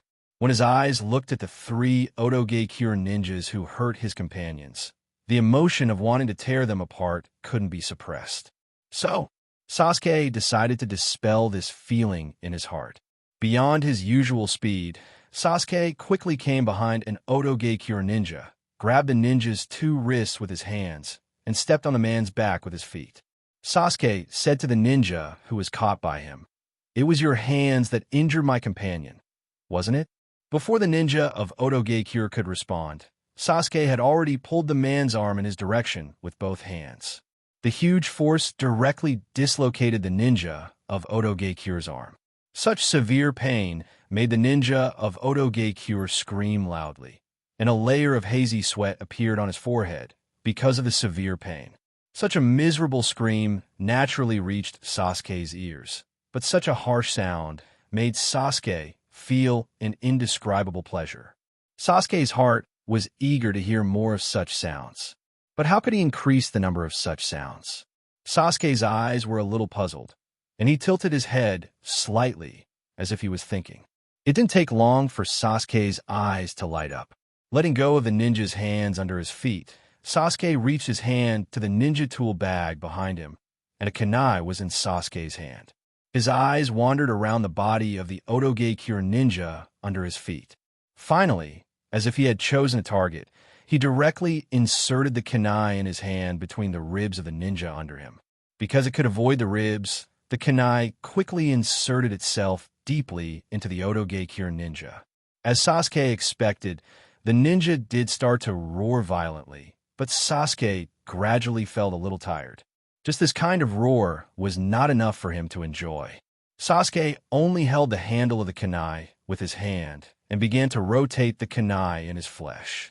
The width of the kunai was greater than the distance between the ribs, so in rotating the kunai inserted in the flesh, the Odogekyure ninja's ribs were inevitably damaged, and some broken bones were also inserted into the Odogekyure ninja's lungs. Whether it was the bone stubble inserted into the lungs, or the kunai deeply inserted into the flesh, the Odogekyure ninja felt that breathing was getting more and more difficult, and there was a burning sensation in the lungs. The screams were getting louder and louder, but they slowly became smaller because of the hand on the lungs. In the end, only the sound of ragged breathing was left. Chapter 286. The Sound Ninja team was composed of 2 men and 1 woman, and the one whose hands were destroyed by Sasuke just now was a sound ninja named Sak. As ninja from Orochimaru's ninja village, although the 3 of them were a team, They didn't have the kind of mutual trust and interdependence that Leaf's ninja team advocated. Instead, each of them was on guard. Between the choice of protecting their teammates and protecting themselves, they didn't hesitate to choose the latter. Just like now, the remaining one man and one woman in the Sound Ninja team didn't have the desire to save their teammates under Sasuke's aggressive gaze. Instead, they hoped that Sasuke could choose the other one of them to attack, and then escape in the chaos. After watching for a long time, Sasuke turned his gaze to the female ninja named Gold among the two. He twisted his neck, and the cervical vertebrae made a crack sound. Sasuke was ready to make a move. But just as Sasuke took a step, a voice sounded behind Sasuke. Enough! This Sasuke is not the person I know. The person who shouted was naturally Sakura. Although Sasuke was usually cold to people and somewhat eccentric, he wasn't such a madman who enjoyed torturing others. At the beginning, Sakura saw Sasuke wake up, and her heart was inevitably filled with joy. But the first thing Sasuke did after waking up was to attack the ninjas who besieged him. No, the word attack shouldn't be used, it should be abuse. Sasuke abused the ninjas who attacked Sakura, and as the abuser, he didn't have the slightest bit of guilt. Instead, he seemed to enjoy the opponent's wailing and used various means to torture these opponents. Such a person was more like a madman than a person. How could a person who had lost his soul and was only venting his inner beastly nature be the person he had been watching all this time? Therefore, when Sasuke was about to attack the female ninja among the Sound Ninjas, Sakura could no longer suppress her inner resistance to Sasuke's current appearance, and such words directly blurted out. Sasuke also heard his teammates' organization and turned his head to look at Sakura. His originally handsome face was covered in black runes, making him look exceptionally ferocious. His original handsome appearance was nowhere to be seen. Sasuke's eyes were also filled with a strong madness. He stared at Sakura with a little doubt and said to Sakura, "What are you talking about? Why are you stopping me? I'm doing this for you. A bunch of trash like you actually dare to hurt my teammates. Naturally, I want them to have a taste of the bitter consequences of doing such a thing. I'm clearly helping you vent your anger. Why are you stopping me?" Sasuke's words were justified, as if everything he did was reasonable. But Sakura stopped him, which made Sasuke feel incomprehensible.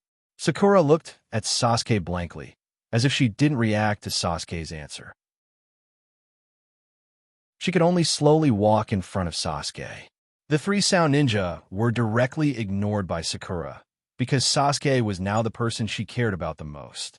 She gently placed her hand on Sasuke's face, and her fingertips brushed across the black lines on Sasuke's face. Sasuke's body was still very hot. Obviously, the high fever had not subsided.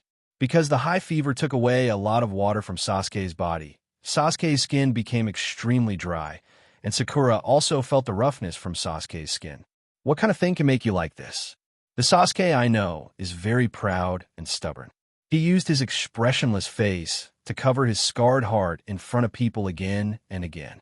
However, I don't hate Sasuke like that, because even after experiencing a lot of things that ordinary people can't accept, the Sasuke I know can still face everything bravely. So, I like Sasuke the most. Sakura has never concealed her feelings for Sasuke. At the beginning, Sakura was just like Ino. In fact, she was very curious about this handsome classmate. Under a sense of competition with her friends, Sakura began to want to get close to Sasuke and understand Sasuke. If she really liked a person for so many years, how could Sakura not understand everything that happened to Sasuke? Although because of the deliberate cover-up by the senior management of Leaf, Sakura was not so clear about what happened to Sasuke. But Sakura knew that Sasuke lost his family, his clan, and everything he was familiar with since childhood overnight. Putting herself in other people's shoes, Sakura felt that if she encountered such a thing, she didn't know when she would have completely lost her mind. Sasuke, on the other hand, resisted such grief. Although he hid his true feelings and turned into a cold face, Sakura felt that she liked this strong boy more and more. Now do you still have a trace of the Sasuke I like? You completely indulge your desire to destroy and reduced yourself to a beast.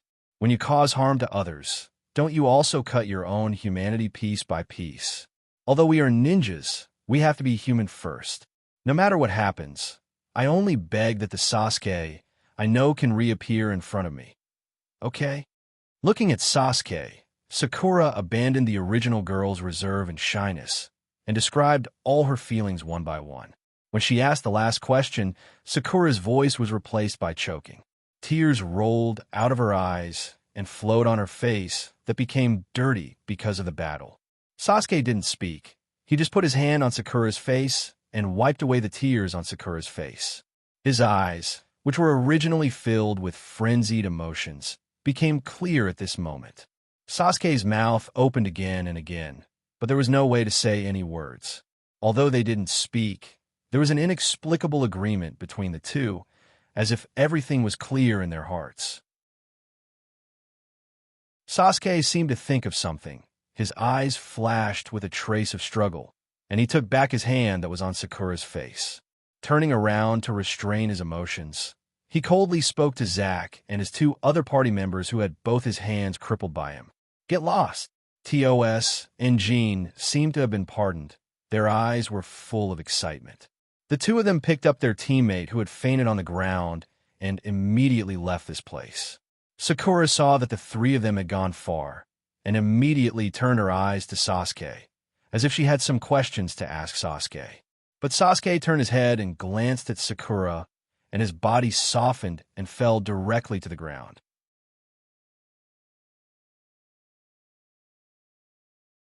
Chapter 287. In the place where the Umbu team was hiding, Xianxia and Anko stood together, watching what happened between Sakura, Sasuke, and the Sound Ninja. With Anko and Xianxia's hearing, the conversation between the children could still be heard clearly. Anko looked at Sakura and Sasuke, who fell to the ground, with a dull face, and muttered to herself, "Are the children now so powerful? How old are they to confess like this? Oh my God, if I had such courage back then, I wouldn't have been a leftover woman for so long." Although she was muttering to herself, Xianxia was so close to Anko after all, so he heard it clearly. Seeing Anko's dull face with a slightly envious look, Xianxia couldn't help but cast a very strange look at Anko. Such a person who was trained by a person like Orochimaru. How could he still have such feelings of yearning? Anko obviously felt Xianxia's strange look, and also looked back at Xianxia, as if saying to Xianxia, although this girl's personality is a bit special, who isn't a girl who yearns for love? Xianxia himself wasn't so familiar with Anko. This involved personal emotional issues. Xianxia didn't have any position and experience to talk to Anko, so he still put away his gaze. At the same time, Red Bean secretly decided to seal away all the romance novels she had collected.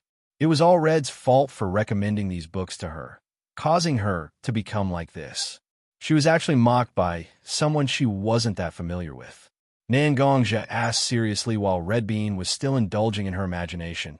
Xianxia asked Red Bean seriously, "Are those black lines on Uchiha Sasuke's body the curse seal you mentioned?" Red Bean also knew that now was not the time to let her imagination run wild, so she replied to Xianxia with a serious expression. "Indeed, that is the curse seal. I was originally Orochimaru's disciple, and Orochimaru once injected such a curse seal into my body. But the curse seal on Uchiha Sasuke's body is still somewhat different from the curse seal on my body. Obviously, Orochimaru has perfected the curse seal a lot over the years." With that, Anko also covered her neck with her hand, as if she could feel the original pain now. Why was Sasuke's mental state so strange just now? I also taught Sasuke, although this child's character has some problems, he can't reach the point of madness just now. Is this also because of the so-called curse seal? Xianxia seemed to remember Sasuke's out-of-control appearance just now, and said his speculation to Anko. Anko also nodded in surprise, looking at Xianxia, who was not familiar with the curse seal, but guessed the characteristics of the curse seal. Indeed, in fact, Wood Leaf has been studying the curse seal on my body for so many years. After all, the curse seal is not only a physical burden for me, but also a mental burden. But whether it is the curse seal on my body or the improved version of the curse seal on Sasuke after the outbreak, there will be a special chakra wandering around the body. This kind of chakra not only strengthens a person's body, but also causes a certain degree of stimulation to the brain. It makes a person's inner negative emotions erupt in a large number. Sasuke's experience must have accumulated a lot of negative emotions, so it is normal for such a loss of control to occur.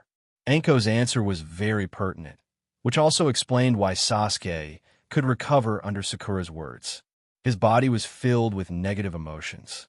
When Sakura said such words to Sasuke, it was tantamount to tearing a hole in the darkness of Sasuke's heart, allowing Sasuke to recover his consciousness. After the commotion was over, the second round of the exam was back on track. Sasuke and Naruto also woke up one after another. After some bumps, the three of them finally walked to the center of the Forest of Death with 2 scrolls. Of course, Xianxia was also there to welcome all the ninjas who passed the second exam, watching them enter the tower one by one with the scrolls they collected. Unsurprisingly, Kabuto didn't appear among the people who passed. Obviously, he had found an opportunity to hide himself. After that, it was naturally because the number of people who passed the second exam exceeded expectations. Under the invigilation of Hei Gecko, a group of genin began to compete for the quota of the third exam. Xianxia didn't pay attention to these genin. After all, these people's battles weren't worth the attention of a ninja like Xianxia. Except for the guidance of each team and the team leader ninja sent by each village, almost no one cares about the battle between genin. When Xianxia looked around at all the ninjas present, he didn't find anything special, so his interest was pitiful. After the end of his battle, Sasuke, accompanied by Kakashi, also carried out a seal on his body to a certain extent. Outside the original 3 Tomo-shaped curse seals, there was a circle of runes forming a seal. But to be honest, for Orochimaru's meticulously studied curse seals, such a seal was just a layer of paper insurance. The qualifier ended quickly, and the list of people who passed was quickly announced. Uzumaki Naruto, Hyuga Neji, Uchiha Sasuke, Nara Shikamaru, Haruno Sakura, and Aburame Shino officially entered the third exam as with Leaf Ninjas. Temari, Gaara, and Kankuro officially entered the third exam as Sand Ninjas. Toph from Sound Ninja became the only ninja who didn't come from any of the 5 major villages to enter the third exam. To be honest, Xianxia was a little surprised that Sakura and Toph could enter the last round of the exam. Sakura's opponent was her best friend, one of the successors of Ino Shiketcho, Ino Yamanaka. In the face of Ino's spiritual ninjutsu attack, Sakura showed her tenacity, and under Xianxia's training, her taijutsu became very powerful, which also laid the cornerstone of Sakura's victory. As for Toph, it was entirely because of Akimichi Choji's abnormal performance that he smoothly entered the third exam. At this point, the second exam officially ended.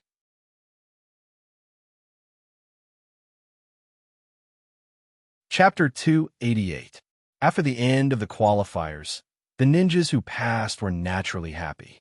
But for them, this is just the beginning, because there will be a more important third official exam that will determine whether they can become a ninja or not. Every ninja who participated in the exam was reminded by their instructor or teacher about the importance of the third exam. Standing on the second floor of the central tower, the Sand Ninja's teacher, Baki, was frowning at this moment. He seemed to be thinking about the third exam, but who knows what he was thinking about. Tosu, who was qualified for the third exam, looked around with a blank face because Otogekyur didn't have a teacher to come to the central tower to see who passed smoothly. But no one cared about why no one from Otogekyur was here to watch. After all, although the Chunin exam was taken by 6 countries together, the real protagonists were the 2 major ninja villages, with Leaf and Sand Ninja.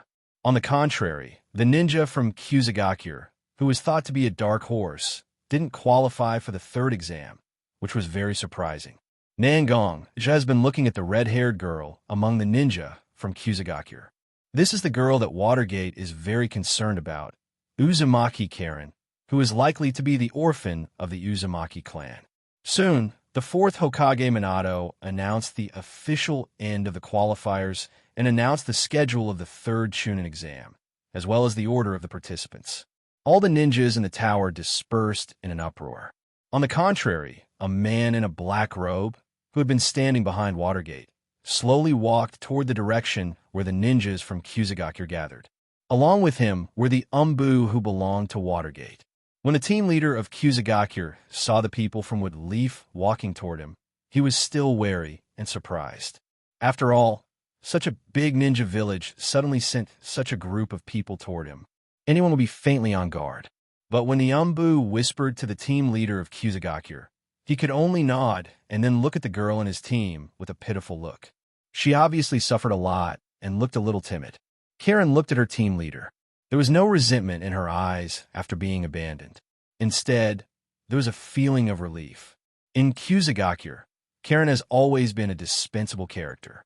The reason why Karen can come to Wood Leaf to participate in such a Grand Chunin exam is actually because Karen's two teammates are particularly excellent. In order to ensure the integrity of the three-person team, Kusagakure brought such a girl who only knows a little sealing technique and has no combat power to Wood Leaf. Now, Konoha's Umbu obviously came for this dispensable girl. Konoha's Umbu didn't have any outstanding performance, so Konoha wouldn't have a conflict with a big ninja like Konoha. Although she didn't care that she was abandoned by Kusagakure, Karen still had a trace of fear in her heart. After all, a powerful force like Wood Leaf was eyeing her, and they didn't even hesitate to bear the possibility of conflict between her and Kusagakure's alliance. This made Karen begin to reflect on what she has that Wood Leaf is eyeing. Could it be the special ability that he has been hiding all this time? But just for such an ability, would Konoha really covet it to this point? Karen followed Wood Leaf's Umbu to a secret room in the central tower with fear, but one of Karen's hands was behind her back. Although Karen doesn't think that she can compete with Wood Leaf's Umbu, once she finds out that something is wrong, she can still slit her neck to avoid humiliation. The man who had been wearing a black robe and hadn't spoken a word waved his hand. Several Dark Ops respectfully saluted and immediately retreated. Seeing that everyone had walked out, the black-robed man finally opened his mouth to speak. "Hello." Karen, unlike Karen's imagination, the man shrouded in the black robe is not a disgusting uncle, but has a very beautiful voice. This is a woman with a very outstanding life. As a ninja, the most basic ability to observe people's expressions, Karen instantly labeled the person opposite her in her heart. "You are?" Karen was very frightened and uneasy, but at this moment, she doesn't know why, but a voice in her heart told her that she can completely relax in front of this person. This strange feeling made Karen feel that the person in front of her wasn't someone who could threaten her life. Instead, she felt more like a close relative that she was very familiar with. The black-robed woman, standing in front of Karen, also reached out with her slender hand to remove the black hood covering her face. The first thing that was revealed was a head of long red hair. Karen looked at the long red hair and felt so familiar because Karen also has such long red hair. Not only the color, but also the luster and texture made Karen feel that this long hair is the same as her own. The feeling of closeness in her heart became more and more intense with the smile on the face of the woman opposite her, making Karen even have the impulse to call her mother. "I am your relative. I am a descendant of the Uzumaki clan. My name is Uzumaki Shina Kushina." That's right, standing in front of Karen is Wood Leaf's fourth Hokage, Watergate's wife, Uzumaki Naruto's mother, Uzumaki Shina Kushina. Even Nangongja didn't expect that just after he gave such a suggestion to Watergate, Shina Kushina directly appeared in the second exam, and even immediately found Karen after the exam. Hearing the name Shina Kushina, Karen was stunned for a while. Uzumaki. An indescribable sadness surged from Karen's heart, as if a wanderer who left home finally returned to his hometown. The attachment and sense of belonging from the bloodline filled Karen's heart, and Karen's body uncontrollably walked towards Xianxia step by step, and the eyes hidden behind the glasses were also covered with a layer of mist.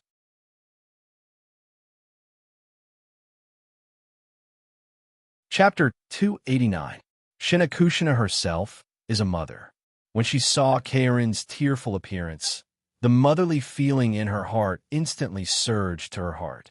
Xianxia thought of the difficult situation when she and Naruto were young.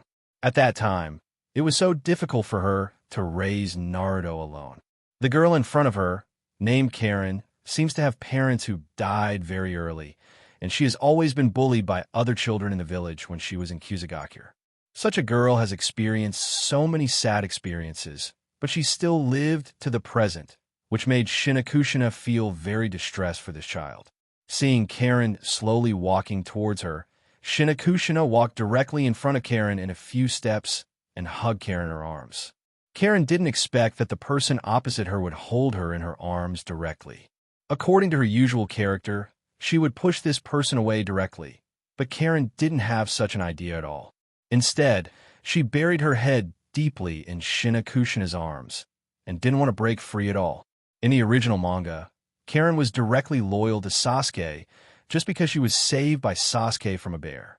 No matter how Sasuke treated her, she never left him. It's not only because of a girl's attachment to Sasuke, but more importantly, because Karen has always been in a situation where she lacked someone to love her. When Sasuke simply gave a helping hand, Karen's affection for Sasuke soared in her heart. Compared to Sasuke, who has no blood relationship with her, Xianxia, who has a blood connection with her and is full of motherly brilliance, that kind of attachment is simply beyond anything. Mom. Karen seemed to be intoxicated in a dream that was difficult to break free from, and she murmured to herself.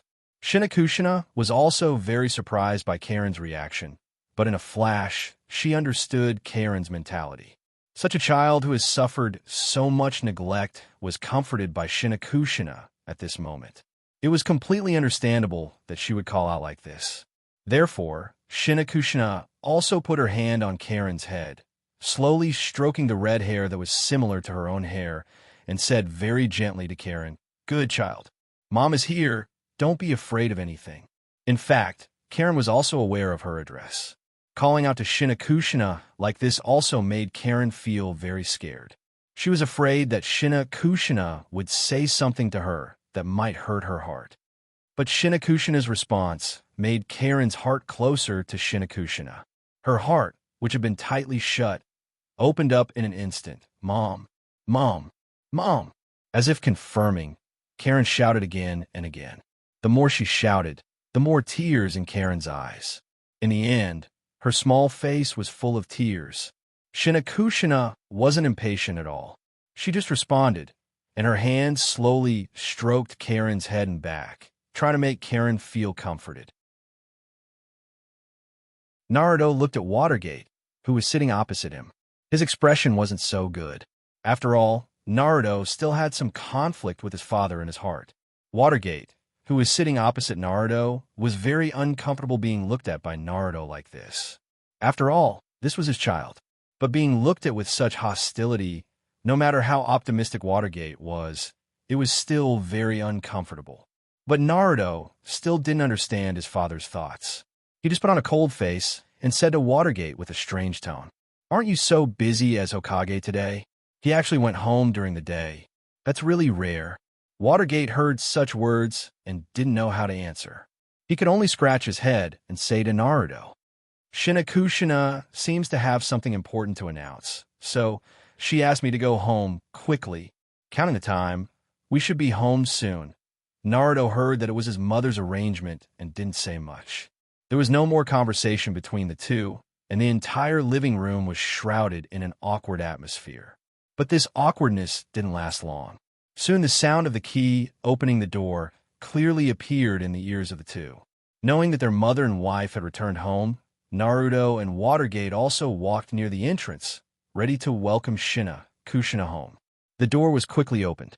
Xianxia saw Watergate and Naruto and said kindly, I'm back. But Watergate and Naruto didn't look at Shinakushina. Instead, they looked at a girl with conspicuous long red hair behind Shinakushina. Shinakushina, you are? Naruto didn't know Karen, but Watergate knew this child. Although he did let his wife contact this child who was also of the Uzumaki bloodline, he didn't expect Shinakushina to bring Karen directly to his home. And Karen seemed to feel that Watergate and Naruto didn't like her, and she also seemed to faintly know the identity of Watergate. She also shrank her body behind Shinakushina and said to Shinakushina timidly, "Mom." Hearing such a title, Watergate and Naruto's eyes widened as if they hadn't reacted yet. And seeing the appearance of Naruto and Watergate, Shinakushina's fiery temper was also directly displayed. Her long hair fluttered without wind, and she said to Naruto and Watergate, "What's wrong? You don't like it? From now on, Karen is my daughter, the child of Minato and Watergate, and also the elder sister of Uzumaki and Naruto. Do you understand?" Although Shinakushina had turned into the state of a blood-red pepper, Naruto and Watergate still didn't seem to have recovered from the shock. They still looked a little silly. Shinakushina's forehead directly appeared with a big 2 character. Obviously, she was angered by the attitude of the two. She raised her voice and shouted at Watergate and Naruto, "Do you understand?" Watergate reacted faster than Naruto. He said to Shinakushina with a difficult expression, "After all, this child is an official ninja of Kusagakure." Suddenly, she was stopped by with Leaf and even became the adopted daughter of Hokage. Isn't it a bit not good? Shinakushina glared at Watergate, then said, "That's your problem. From now on, Karen is my daughter. No matter what you do, Karen will never leave with Leaf." After saying that, she directly took Karen's hand and led her into the house.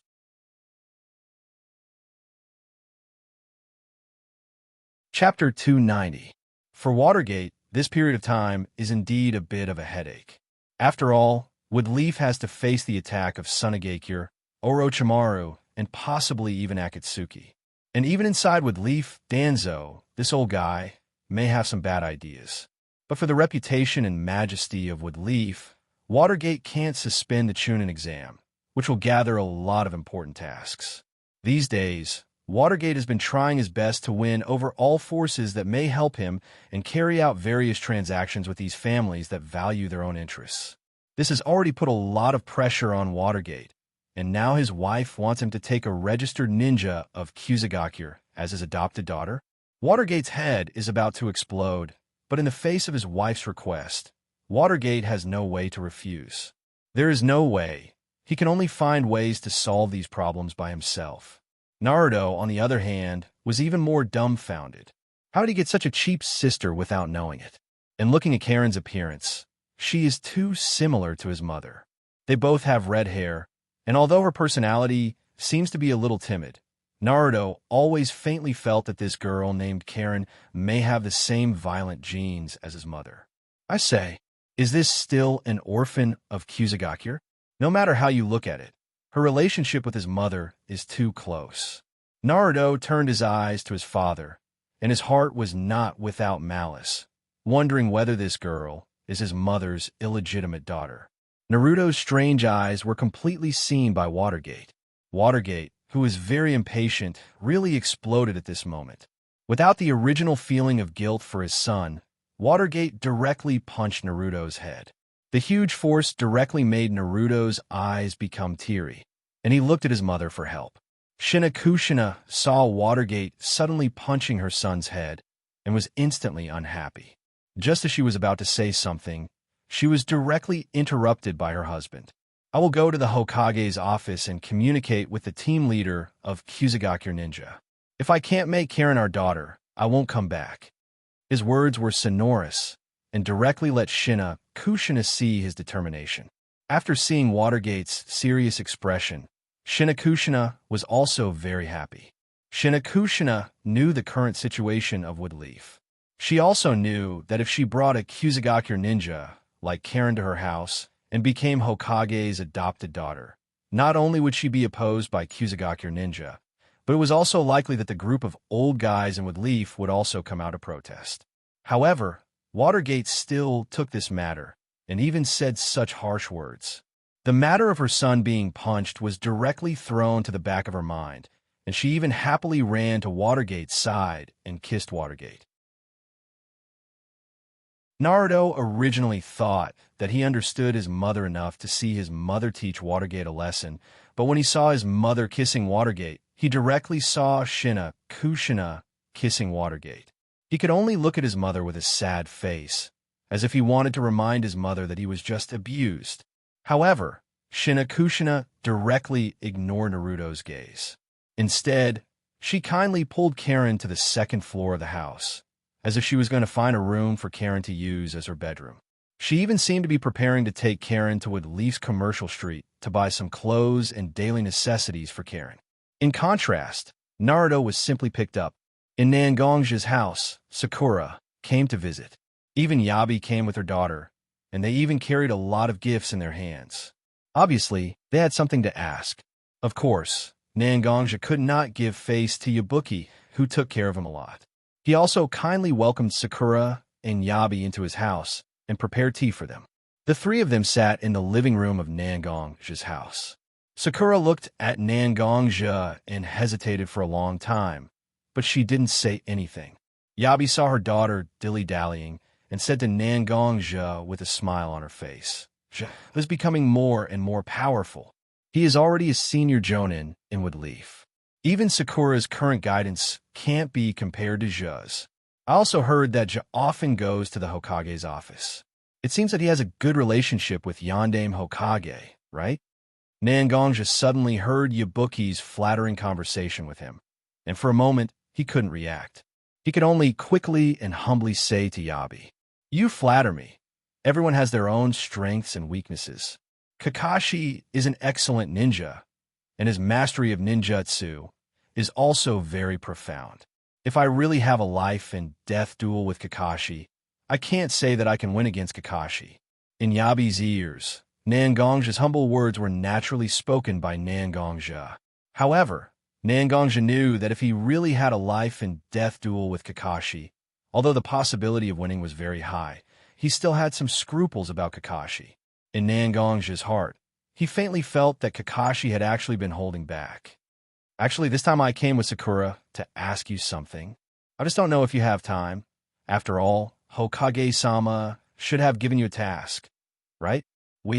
Yabi knew that if she and Nangongjia continued to flatter and be humble, who knows when they would end. Taking advantage of her relatively close relationship with Nangongjia, Yabi also directly tested Nangongjia. When Yabi's words came out, Nangongjia's face also became serious, and he seemed to be a little unhappy as he said to Yabi, "Yabuki, you're wrong. Although my strength has indeed improved a little over the years, I'm still the Yabuki that you took care of when I first came to Woodleaf. No matter what it is, Yabuki can directly tell me. As long as I can do it, I will naturally not refuse." After hearing Nangongjia's words, Yabi also relaxed and said to Nangongjia, "Sakura was lucky during the Chunin exam and entered the third round. I think that since Sakura can enter the final round of the Chunin exam at this age, naturally, she can't give up such an opportunity. There is still some time before the third round of the Chunin exam. I was wondering if you could spare some time to guide Sakura and give her a little more possibility of becoming a Chunin."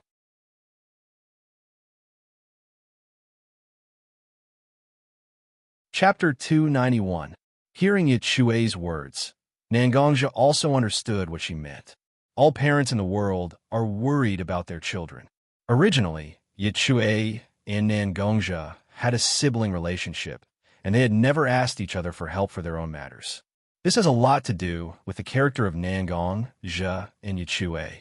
Nangongjia himself is a very stubborn person. When he encounters trouble, he will first think about how to solve it with his own efforts.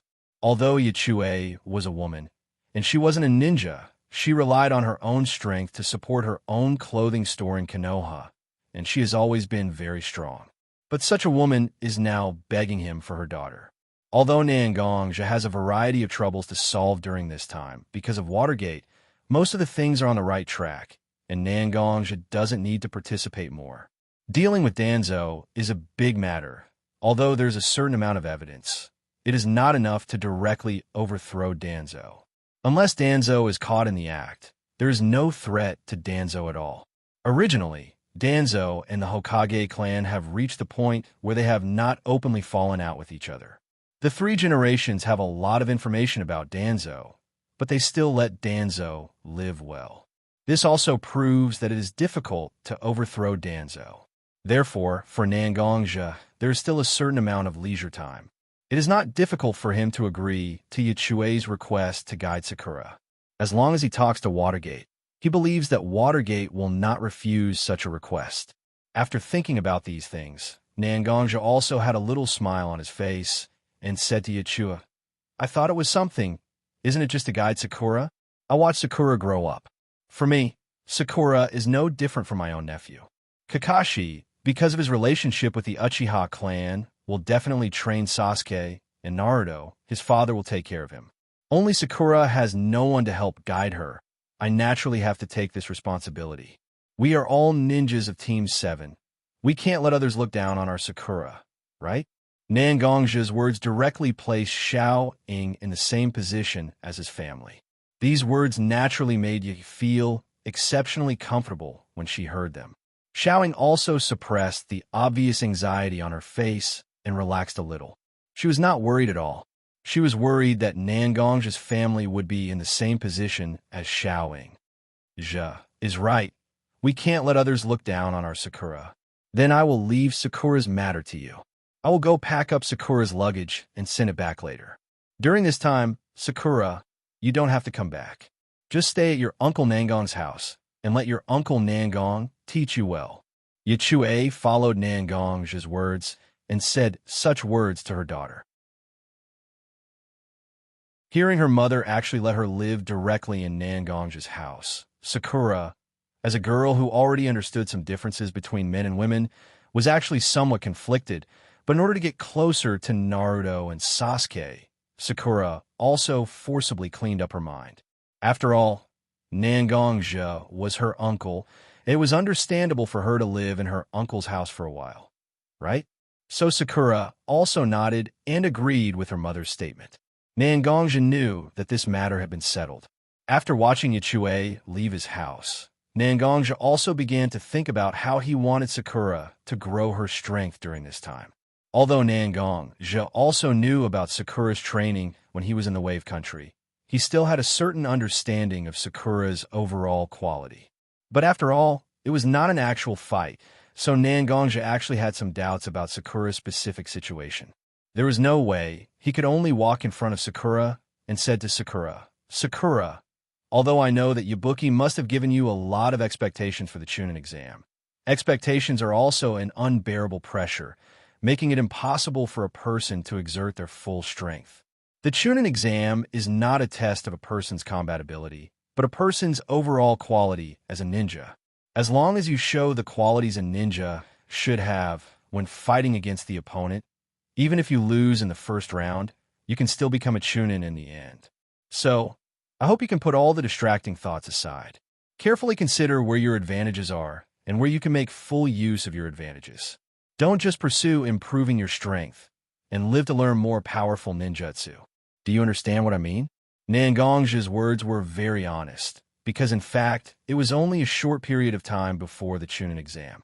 It was very difficult to make Sakura have a qualitative leap in combat strength.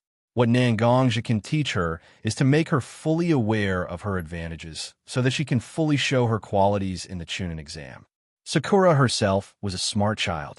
When she heard Nangongja's words, she naturally understood what Nangongja meant. She sat on the wooden corridor on the side of Nangongja's courtyard, frowning slightly. It seemed that she was carefully analyzing where her advantages were. Nangongja also looked at Sakura's tangled appearance and didn't disturb her. Nangongja actually knew where Sakura's advantages were, but some things can only be remembered by oneself. If Nangongja opened his mouth to analyze Sakura because he wanted her to understand him as soon as possible, although it seems to be a good thing in the short term, it is not conducive to Sakura's future development. Time passed by little. The sun in the sky had now turned into the sunset. For nearly an afternoon, Sakura has been thinking about her performance in all the battles she has been fighting. Whether it was the sound of Nangong's footsteps or the passage of time, Sakura didn't care about it in her heart. Just when the sun was about to completely set, a beam of light passed through the burning clouds in the sky and shone on Sakura's face. With a little gentle sunlight, it was like a key that unlocked the shackles of her future in front of Sakura. Sakura's thoughts returned to the time when she learned to climb trees under the guidance of Nangongja. At that time, she was able to learn how to climb trees quickly, even faster than Naruto and Sasuke. What did she rely on? Her control of chakra.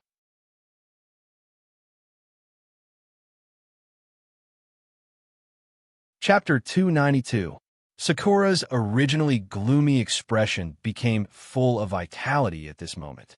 Although Nangongja seemed to be minding his own business, he was actually paying attention to Sakura's situation. When he found that Sakura seemed to understand her advantage, he also squatted beside Sakura with a gratified smile. "How is it? Have you thought it through?" Hearing Nangongja's words, Sakura didn't know when her uncle squatted beside her. She raised her small face and nodded excitedly at Nangongja. Nangongja smiled and placed his hand on top of Xiaoying's head. He then stood up and walked into his courtyard before he said to Xiaoying, "You're right. I think you have also discovered that your advantage is your fine control of chakra. For traditional ninjas, chakra is the most important foundation for their strength. Some people have a great accumulation of chakra, such as Naruto. Some people have a great flexibility in using their chakra on ninjutsu, such as Sasuke. And you're the last type, that is, you have a fine control of your chakra. Among Konoha's most famous Sannin, there is also a person with similar qualifications as you. She is a descendant of Konoha's Senju clan, Tsunade, known as Tsunadeheim. She honed her control of chakra to the point of perfection and invented a technique called monstrous strength. I once fought with Tsunade-sama on the same battlefield during the Shinobi World War. At that time, I also saw how terrifying Tsunade-sama's monstrous strength technique was. But because monstrous strength is Tsunade-sama's technique, I have no way to fully understand its mystery. But over the years, I gradually discovered technique that is similar to monstrous strength, and I call it one-inch punch. When Nangongja was talking to Sakura, Nangongja noticed that Sakura's eyes were getting more and more confused. She didn't have any special reaction when she heard Tsunade's name. Nangongja knew that with Leaf Ninja School didn't have any basic knowledge for such strong ninjas. Speaking of which, when they were in the Forest of Death, Team 7 was attacked by Orochimaru. Orochimaru didn't hide his identity at all. He used a variety of iconic ninjutsu, and even showed his face to these ninjas. But whether it was Sasuke, Naruto, or Sakura, they seem to have never heard of Orochimaru's reputation as one of the Sannin. Well, it's time for me to talk to Watergate and ask the ninja school to teach the students the most basic ninja courses. It's not enough to just learn some theories, Nangongja murmured to himself, and then explained to Sakura about Tsunade's position. After talking for a long time, Sakura finally figured out Tsunade's position in Konoha. Then she blinked her bright eyes and looked at Nangongja. She wanted to learn the one-inch punch that Nangongja just said had the same effect as monstrous strength. Walking to the middle of the courtyard, Nangongja slightly posed a more casual starting position. His body was slightly squatted, one hand was clenched and placed on his waist, and the other hand was placed in front of his body like a palm, with the fingertips facing forward. Whether it's monstrous strength or one-inch punch, it's actually a technique to compress strength. It's just that monstrous strength is a technique to compress chakra, and one-inch punch is a technique to compress your own body strength. Stomp the ground, twist the waist, deliver the punch, and push the shoulder. When you're not familiar with one-inch punch, you have to follow this order to exert strength. While talking, Nangongja also started to demonstrate to Sakura according to the order he just mentioned. His whole body looked loose, and even the fingers of his palm were not close together. But the moment Nangongja achieved the shoulder punch, his originally loose palm seemed to involuntarily clenched under the force of his own body, and he threw a punch in front of himself. A very clear sound of air exploding appeared in Sakura's ears. When a little girl was studying in the ninja school, the teachers would basically only let her do some very inefficient physical training and teach her some of the most basic fighting routines. The ninja school wouldn't teach such a relatively secret method of exerting force, nor could they teach her anything. Now that she saw Nangongja's exquisite method of exerting strength, Sakura quickly understood the mystery of it. Uncle, this method of exerting strength seems to be very suitable for girls. Seeing that Sakura actually saw the mystery of it, Nangongja also felt that it was the right choice to teach Sakura this kind of technique. Maybe in the hands of Sakura, this kind of little technique can play a great role. Indeed, for girls, this kind of technique is extremely suitable. In terms of body structure, the strength of women is inferior to men, but women also have a high degree of control in some more subtle areas. And one-inch punch, this kind of technique, is to gather the strength of the whole body and then use it in an instant. Women are indeed more suitable. At the beginning, I originally planned to teach this kind of technique to your sisters, but Little Linger prefers to use ninjutsu. Your Rone-san has her own boxing routine, and your Mishiro, Ane-san, doesn't seem to be interested at all. It can't be helped. This technique has always been in my heart, and it didn't come in handy. But I feel that Sakura, you will be able to flexibly use this technique in your own battle. You can even do it better than me. Even if you don't have as many steps as I just said, you can still use one-inch punch based on your own understanding. Not only on your fist, you can use this technique in many other places. Sakura suddenly heard Nangongja's expectations, and she was very happy. When a person can get the approval of others, that kind of happy expression is difficult to hide. Uncle Nangong, I know. I will practice well and not let you down. In a third exam soon, I will also let Naruto and Sasuke see that I can also become stronger. If they slack off, maybe I will walk in front of them.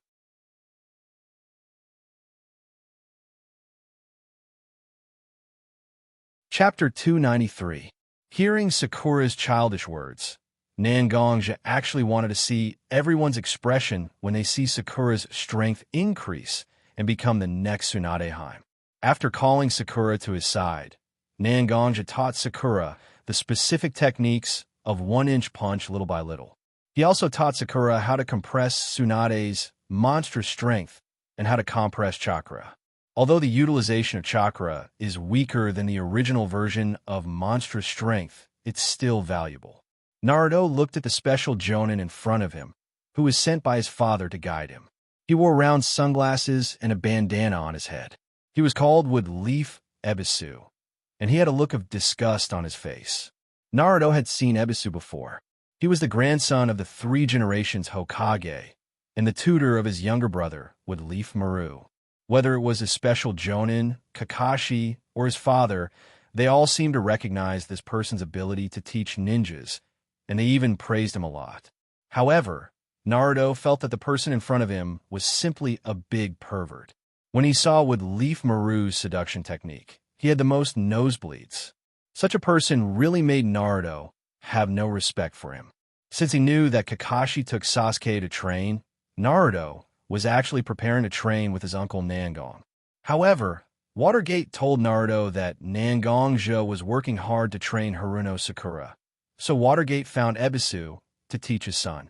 Maybe he thought that since Ebisu was able to deal with Leaf Maru, then he naturally had the means to deal with his big brat. Seeing Ebisu standing in front of him and bragging about his strength from time to time, Naruto impatiently dug his ears with his fingers, then stretched out his hand and waved it in front of Ebisu. Seeing Naruto's action, Ebisu thought that Naruto wanted to ask him some questions, so he adjusted his black sunglasses and said to Naruto, "I'm sorry, but I don't know what to do." "Naruto, Kuin, do you have something to ask me? As long as it's about training, I can guide you." Naruto rubbed his hand a little embarrassedly and said to Ebisu, "It's like this, I have a ninjutsu that I've been practicing for a long time, but I feel like I'm still lacking something. I hope Sensei can help me improve my ninjutsu." Ebisu also had some information about Naruto, and he knew that Naruto used would leaf shadow clone jutsu the most. Ebisu actually had his own opinions on this ninjutsu, so when he heard Naruto's question, he assumed that Naruto wanted to ask him about the shadow clone jutsu. So he said to Naruto, "Do you want to ask about the shadow clone jutsu? Sensei has studied this technique carefully, and I found that he has a high requirement for the amount of chakra a person has. If you're not careful, you'll waste a lot of chakra, so you can." Looking at Ebisu, who was still talking, Naruto didn't care about what Ebisu said. He just made a hand seal and began to mobilize the chakra in his body. Then he shouted, "Watch my secret ninjutsu, seduction jutsu." The smoke rose, and Naruto's playful seduction jutsu was launched. The sight of a naked woman shrouded in smoke was too stimulating for an old virgin like Ebisu. His nose started to bleed as he muttered to himself, "Ha! I'm not going to let you go. I'm going to kill you." Would Leaf Maru's ninjutsu? Was it invented by Yondaime Hokage's son? How did the descendants of Wood Leaf Hokage become like this? Wood Leaf Maru's future is worrying. Then, because of excessive blood loss, his vision turned black and he fainted. Naruto saw that Ebisu became like this, and he was very proud of himself. He even couldn't help but think that if he used this technique in front of his Uncle Nangong, he might not be able to withstand it. Thinking about it is really exciting. This is a death that must be done. Just when Naruto was still feeling proud of himself, a man with long white hair, wearing a red jacket, came out of the bushes. He had a serious expression on his face, but there was an unconcealable desire in his eyes. Hey, that little brat with golden hair and a beard, stop right there." Naruto heard someone calling him from behind. He turned around and saw Jiraiya standing behind him. He asked with some doubt, "You are?" The person in front of him looked very familiar, as if he had seen him somewhere before. Naruto felt very strange. "Me? Good question. I am the Toad Spirit of Mount Myaboku, Jiraiya, also known as Toad Sage. Join me." The strange self-introduction made Naruto's head dizzy. How can a person's name be so long? This was the first time he saw such a name. Naruto tried to repeat Jiraiya's name. "Mount Myaboku, Mount Myaboku, Toad, Toad, Toad." Listening to Naruto's stuttering words, Jiraiya, who originally thought that his appearance was very cool, said to Naruto with some disgust, "You're right. Aya. You could just call me Immortal Toad." Naruto nodded stupidly, but the disgust in Jiraiya's eyes was clearly seen by Naruto. With a certain deliberate nature, Naruto pointed to Jiraiya's nose and said, "Jiraiya, lecherous sage." When Jiraiya heard such a name, he instantly felt embarrassed, but he still corrected Naruto with a good temper. "It's Toad Sage. Toad Sage. Okay, lecherous sage. I said, don't you understand? I'm talking about Toad Sage. I heard it very clearly. It's lecherous sage, right, lecherous sage?" The two were like children. They talked for a long time. In the end, Jiraiya was defeated and acquiesced to Naruto calling him Toad Sage. But then Jiraiya's expression turned serious. He pretended to be serious and said to Naruto, "Ebisu is a famous tutor in Woodleaf. You're not satisfied with him. How about I train you? Looking at you, you should be a candidate for the Chunin exam. You will suffer if you don't have a good teacher to train you."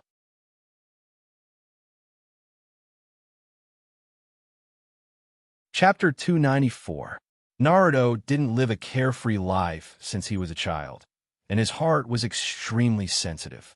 That's why when Minato arranged a ninja like Ebisu to be Naruto's teacher, Naruto's resistance was so strong. But the white-haired man in front of him made Naruto's heart relax. So when Naruto heard Jiraiya's words, he also faintly agreed. "Have you practiced climbing trees with chakra?" Jiraiya seemed to think of something and asked Naruto. Hearing Jiraiya's words, Naruto also nodded and said to Jiraiya, "Yes.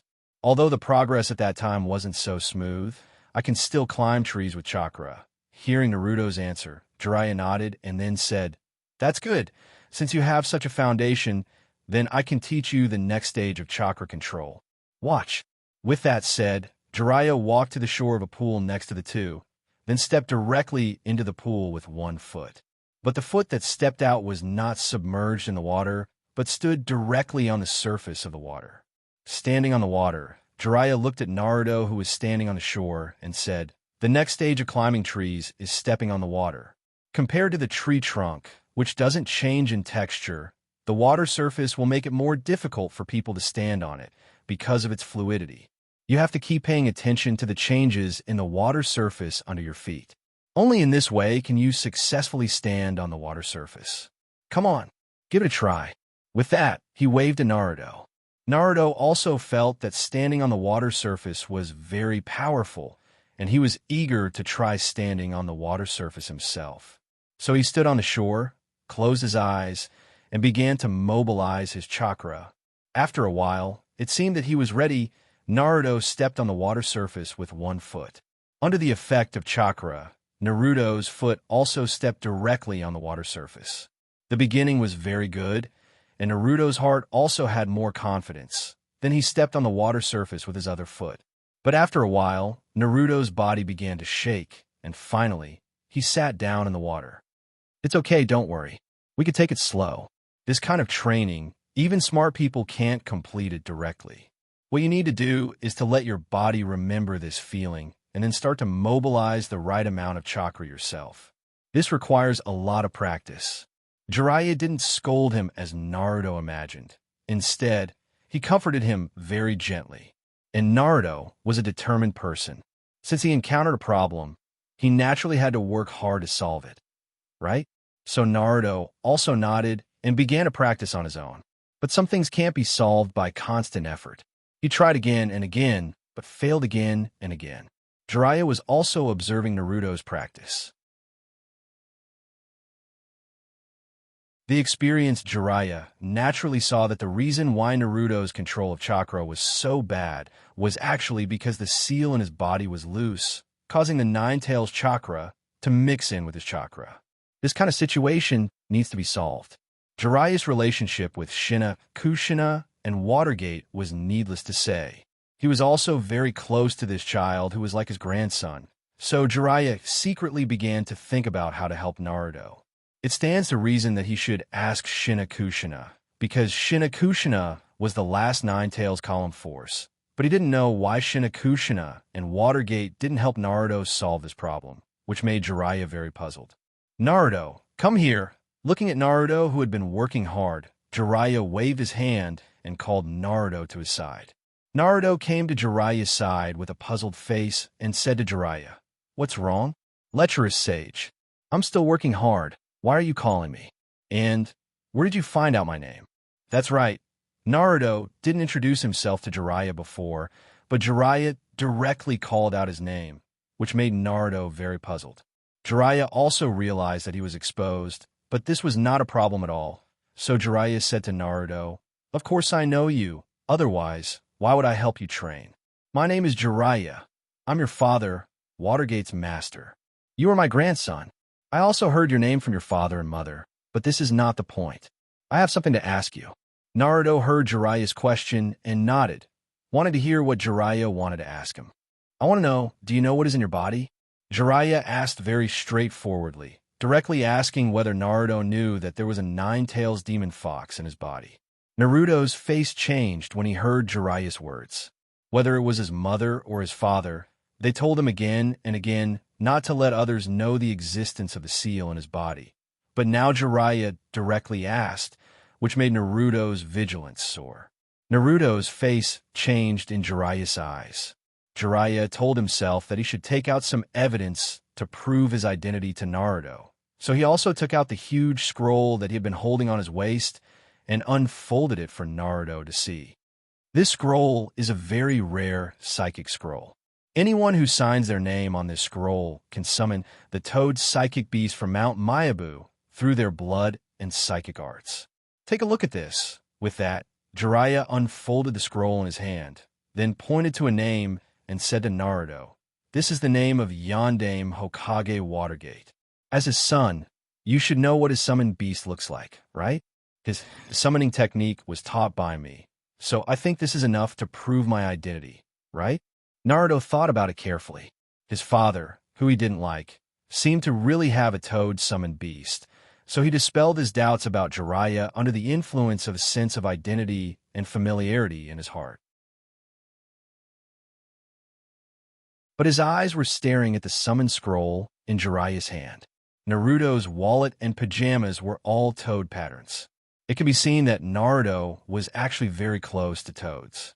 Now that he knew that he could summon a toad-summoned beast through such a scroll, Naruto naturally didn't want to give up such an opportunity, right?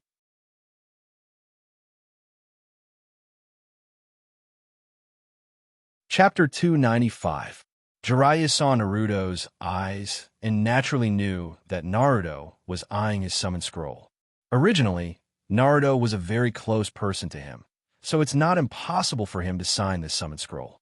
But now, there are more important things in front of Jiraiya, and he doesn't allow Naruto to teach summon jutsu. Answer my question first, and then I'll let you sign your name on this scroll. How about it? In order to make Naruto answer his question, Jiraiya also began to use the summon scroll of Mount Myaboku to tempt Naruto. Naruto himself has a sense of closeness to Jiraiya, and now there's such a temptation like summon beast, Naruto won't avoid such a question. I know what's in my body. It's the strongest among the 9 tails in the shinobi world, the demon fox 9 tails, Naruto said, but Jiraiya can also see the deep sadness hidden in Naruto's eyes. As a bijou, column force is a normal thing to be ostracized. In the eyes of ordinary people, column force is a monster that can go crazy at any time. In the eyes of high-ranking people, column force is a high-end killing machine. How can such a person give column force the most basic respect of a human? Column force of Tsunagakure is the child of Kazekage, but he is ostracized by the people in his own village. Column force of Kyumo Shinobu is the younger brother of Raikage, but he also seems to be a little mentally unstable, playing his so-called hip-hop rap every day.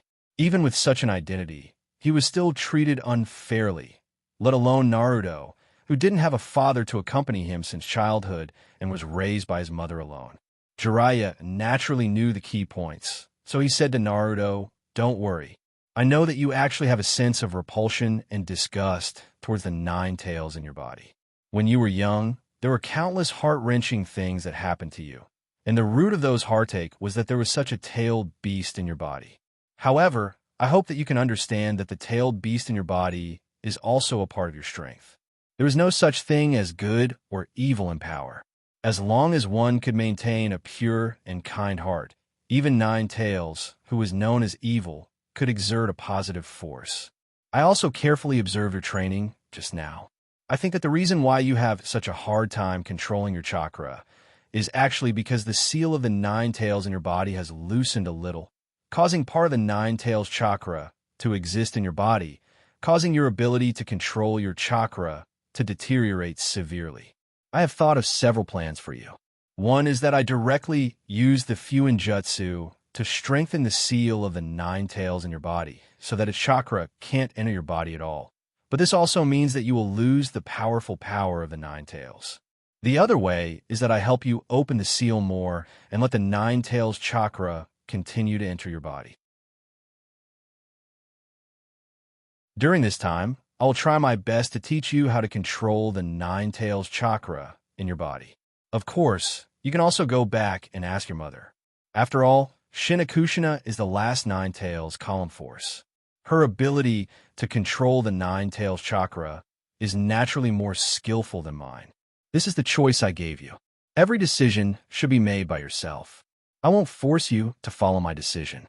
No matter what plan you have, as long as you understand it in your heart, I will help you carry it out. After that, Jiraiya stopped talking. Obviously, he was waiting for Naruto to make his own decision. Naruto naturally knew that these things were related to his own interests, so he also fell into contemplation. Most of his strength actually relies on the abundant chakra in his body, but sometimes the enemy he faces can't be solved by the large amount of chakra, just like when he met Haku in the Wave Country.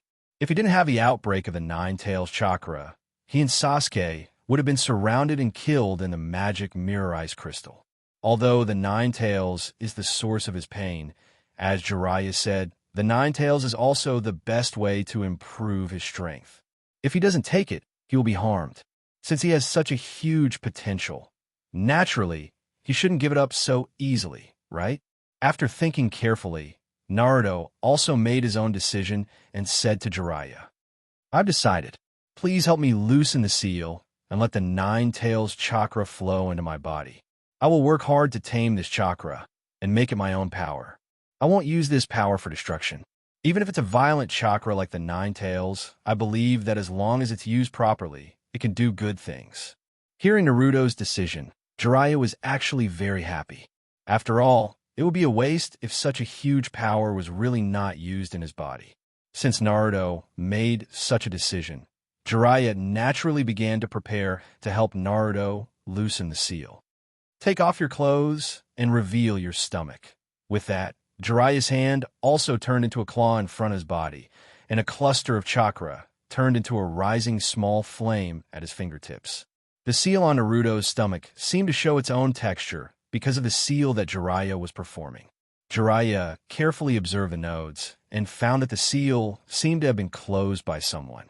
So he asked Naruto with some curiosity, Has anyone else touched the seal on your stomach besides me? Naruto didn't hide it.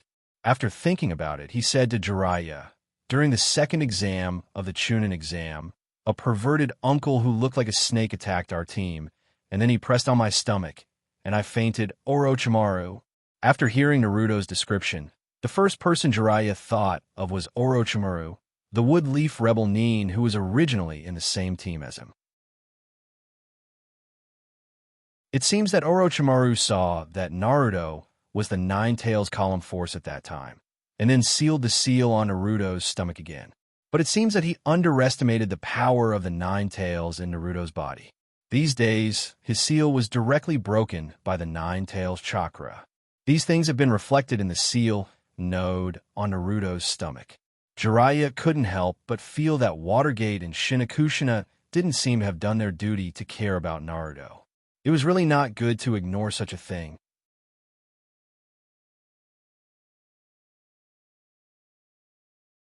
Chapter 296. Although he didn't quite understand why Watergate and Shinnekushina would ignore his son's condition, Jiraiya didn't think too much about it. After all, as parents, Watergate and Shinnekushina should have their own thoughts, right? After adjusting his mind and stabilizing the chakra flame jumping on his fingertips, Jiraiya said to Naruto, Next, I will slightly unlock the seal on your body, but even if I only open a small hole in the chakra of Nine Tails, the chakra beyond the imagination of ordinary people will pour into your body. The chakra of Nine Tails is more violent than the chakra refined by ordinary people. Such chakra will definitely make you feel uncomfortable when it flows through your veins. I'll tell you in advance, you have to be mentally prepared. What Jiraiya said was true, and Naruto knew it clearly in his heart. But Naruto was willing to take such a risk. As a ninja, suffering is the most common thing, isn't it? So Naruto didn't hesitate. Instead, he firmly nodded his head, wanting to let Jiraiya see his determination. Seeing Naruto's expression, Jiraiya's expression also became serious. His eyes stared at the chakra flame jumping on his fingertips. Then he stretched out his palm and pressed his 5 fingertips directly on Naruto's stomach. After confirming that his chakra had connected with the seal on Naruto's body, Jiraiya also turned his palm about 15 degrees clockwise, opening a hole in the seal on Naruto's body. When Jiraiya's hand just touched Naruto's body, Naruto felt something penetrating his body, and there was a cold, tingling feeling. When Jiraiya's palm rotated, Naruto only felt as if a door was opened deep in his body. Inside the door was a raging flame. When the door was opened, oxygen poured into the door, making the flame rise even more fiercely, directly gushing out from the door.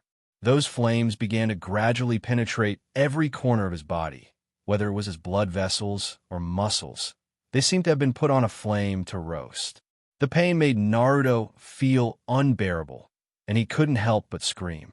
Naruto's body at this moment was the same as when he was in the Wave Country, wrapped in a layer of red chakra. The few whiskers on his face seemed to have become thicker under the stimulation of chakra, making Naruto's face have a wild look.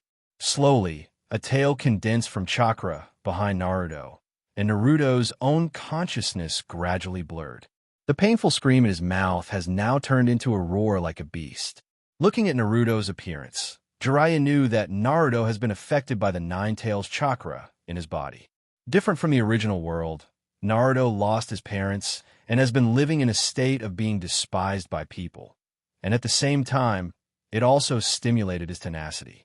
Now Naruto has a mother who loves him and a father who is not fond of him but is still alive. Even a half-sealed chakra is now completely sealed in Naruto's body. Therefore, it is normal for Naruto to lose himself in the impact of Nine Tails chakra. And Naruto's current reaction is actually within Jiraiya's expectation. How can a column force master the Bijou in his body so easily? Although Naruto has lost his mind now, he is not completely unstoppable. Jiraiya's hand began to print, and soon a ninjutsu was cast. His gray hair seemed to be activated in an instant and rushed directly towards Naruto's body. Chaotic Lion's Hair Jutsu. However, this ninjutsu, which was originally used to trap the enemy and have a certain lethality, began to stimulate Naruto's acupuncture points under Jiraiya's control, so that Naruto's oversaturated chakra is gradually discharged from his body. This is the first time that Naruto directly faced a large amount of Nine Tails chakra, so his body and spirit are not used to such an impact. Now, Jiraiya actually hopes to release the excessive Nine Tails chakra in Naruto's body through his ninjutsu, so that the Nine Tails chakra in Naruto's body can be maintained at a relatively stable value, and then let Naruto's body and spirit gradually adapt to the nature of the Nine Tails chakra in his body. This approach is like giving Naruto a shot called Nine Tails Chakra Immunity Vaccine, so that Naruto can adapt to the Nine Tails chakra and then have the opportunity to control the Nine Tails chakra. And the effect of this is naturally significant. Although his whole body is wrapped by Jiraiya's white hair, Naruto's consciousness has begun to slowly recover. Although his body still has some discomfort, he still keeps his consciousness awake, and the feeling of discomfort gradually dissipated. Controlling the chakra is a slow process. Only when your spirit and body gradually become stronger can you control more and more of the Bijou's power. To achieve such a goal, one must try to use the Kyuubi's chakra within the limits of one's control, then accumulate resistance to the Bijou's chakra little by little until one can perfectly exert the power of the Bijou in one's body. In fact, the best way is to cooperate with a certain seal technique, but I'm not so good at seal technique. In the future training, you can tell Xianxia this method I taught you, and let her use the secret seal technique of the Uzumaki clan to cooperate with you. It will be more effective than using my hair to stimulate your acupuncture points. Jiraiya said, and also put away his lion's hair jutsu, and Naruto's body also regained its freedom. Afterward, Jiraiya put his summon scroll in front of Naruto. Obviously, he wanted to fulfill his agreement with Naruto and let Naruto sign a contract with the toad-summoned beast of Mount Myaboku. Naruto himself was a little dizzy under the impact of the Nine Tails chakra, so he wrote his name on the summon scroll in a daze.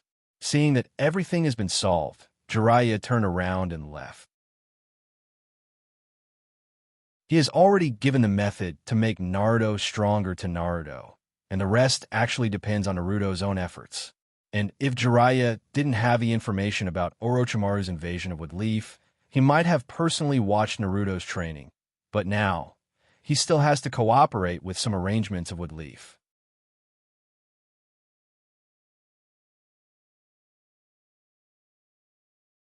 Chapter 297. In fact, the interval between the second exam and the third exam wasn't long.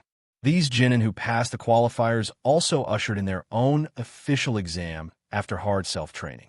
During this period of time, Konoha was packed with people. Countless dignitaries and rich businessmen came to Konoha to take a look at the Chunin exam, which could be said to be a grand event. The venue for the third round of the Chunin exam was full of people waiting for the official start of the exam.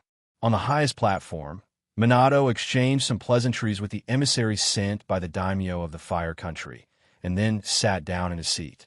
On both sides of Watergate's seat, there were 2 chairs prepared for the 3 generations of Woodleaf and the 4th Kazekage of Sunagakure, who will come here to watch the Chunin exam.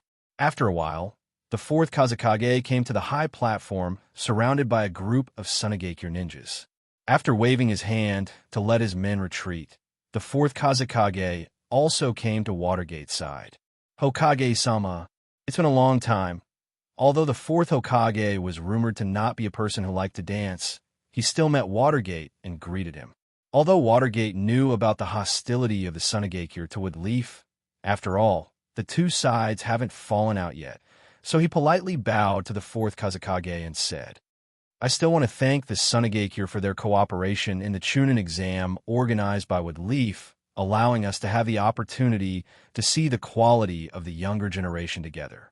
I heard that the 3 ninjas of Sunagakure who entered the last round seem to be your children, and they are really young talents. Unlike me, my children have gone through hardships to reach this point.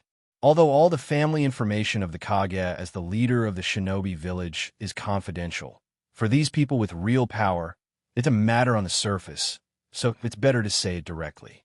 The Kazekage didn't answer Watergate's words. Instead, he was curious about the chair on the other side, so he tentatively asked Watergate, I wonder what this chair is. Watergate knew that the Kazekage was pretending to be confused. Woodleaf was qualified to sit together with the Kazekage. Besides the previous Hokage Yuan Fei, who else could have such qualifications? However, Minato followed Kazekage's words and explained, Don't worry. This is prepared for our Woodleaf's 3 generations of Hokage. Although Yuan Fei-sama has stepped down from his position as Hokage, as the recognized ninjutsu doctor in the shinobi world, I specially invited him to come here and see our children of Woodleaf. Lord Yuan Fei did not decline and decided to come here to take a look. Speaking of which, we should be arriving soon, right? As soon as Watergate finished speaking, a somewhat old voice sounded behind Watergate. Ah, this old man has been staying at home for a long time. Now that it's a rare event for Woodleaf, I naturally couldn't bear the loneliness and wanted to come and take a look. I hope 4 Kazekage doesn't think this old man is meddlesome. The one who spoke was naturally Yuan Fei, who has stepped down from his position as Hokage. At this moment, the 3 generations of Hokage looked like an ordinary old man, wearing a white loose suit and smiling very kindly to the 4th Kazekage. The 4th Kazekage didn't talk as casually as before when he talked to Watergate. Instead, he also cupped his hands towards the 3 generations and then sat down in his seat. Although the 4th Kazekage's behavior was a bit abnormal, whether it was Watergate or Yuan Fei, they all knew that this Kazekage had ulterior motives. He didn't want to continue talking to them, so naturally, they were too lazy to talk to him. Maybe they will have a good fight with each other later. The 3 Kage, or former Kage of their respective villages, sat down in their seats. Watergate also nodded to Hate Gecko, who was standing in the middle of the examination room as the examiner of the 3rd exam, indicating that the exam can start. Speaking of which, Hate Gecko's life was saved. Ever since Woodleaf knew about Orochimaru and the Sans' premeditated plan, Hate Gecko didn't die while monitoring the Sans team leader. Seeing his Kage's signal, Hate Gecko also gathered his chakra on his throat to increase the volume of his speech and said to the audience, The 3rd round of the Chunin exam hosted by Konoha is an unprecedented event involving the participation of 6 countries. After the written test of the 1st exam and the wilderness survival test of the 2nd exam, 10 participants have entered the 3rd exam. We have also announced the assessment method and battle order of the 3rd exam, so we won't talk about it here. Let's welcome the participants of the 1st battle, Haruno Sakura from Woodleaf Village and Kankuro from Sand Village. Perhaps it's because Hate Gecko has practiced this kind of opening speech many times before. Under the pressure of the audience, Hate Gecko didn't even have the habit of coughing 3 times. Instead, he directly said the long opening speech perfectly. After that, he stretched his hand to the stands on both sides, inviting the 2 ninjas to enter the battlefield. At the same time, he also began to briefly introduce the two sides of the battle. Kankuro from Sunagakure is a unique puppet master of Sunagakure. In the previous two exams, he showed his outstanding combat power and ninja quality as a ninja, and he is the son of the current Kazekage. I believe you can see the battle of a puppet master in this battle. Hearing Hate Gecko's introduction of himself, Kankuro also put his hand on his puppet, which was wrapped in bandages on his back, and only showed some messy hair. But Kankuro's appearance wasn't very good, and the oil paint on his face was very bad. The audience sitting on the side of the examination room also heard that he was the son of the current Kazekage, so they reluctantly gave him a sparse applause. Haruno Sakura from Woodleaf Village is a very good student among the graduates of the ninja school. In the first written exam, Haruno Sakura got the highest score among all the candidates. And in the second exam, her tenacious character and unyielding consciousness let everyone see the strength of Woodleaf Ninja. When Xiaoying heard Gale Moonlight's praise, she waved her hand shyly at the stands. Compared to Gale Moonlight and Gale Moonlight, Xiaoying was simply too beautiful. Moreover, she had the home court advantage. The audience gave Xiaoying face and gave her warm cheers and applause.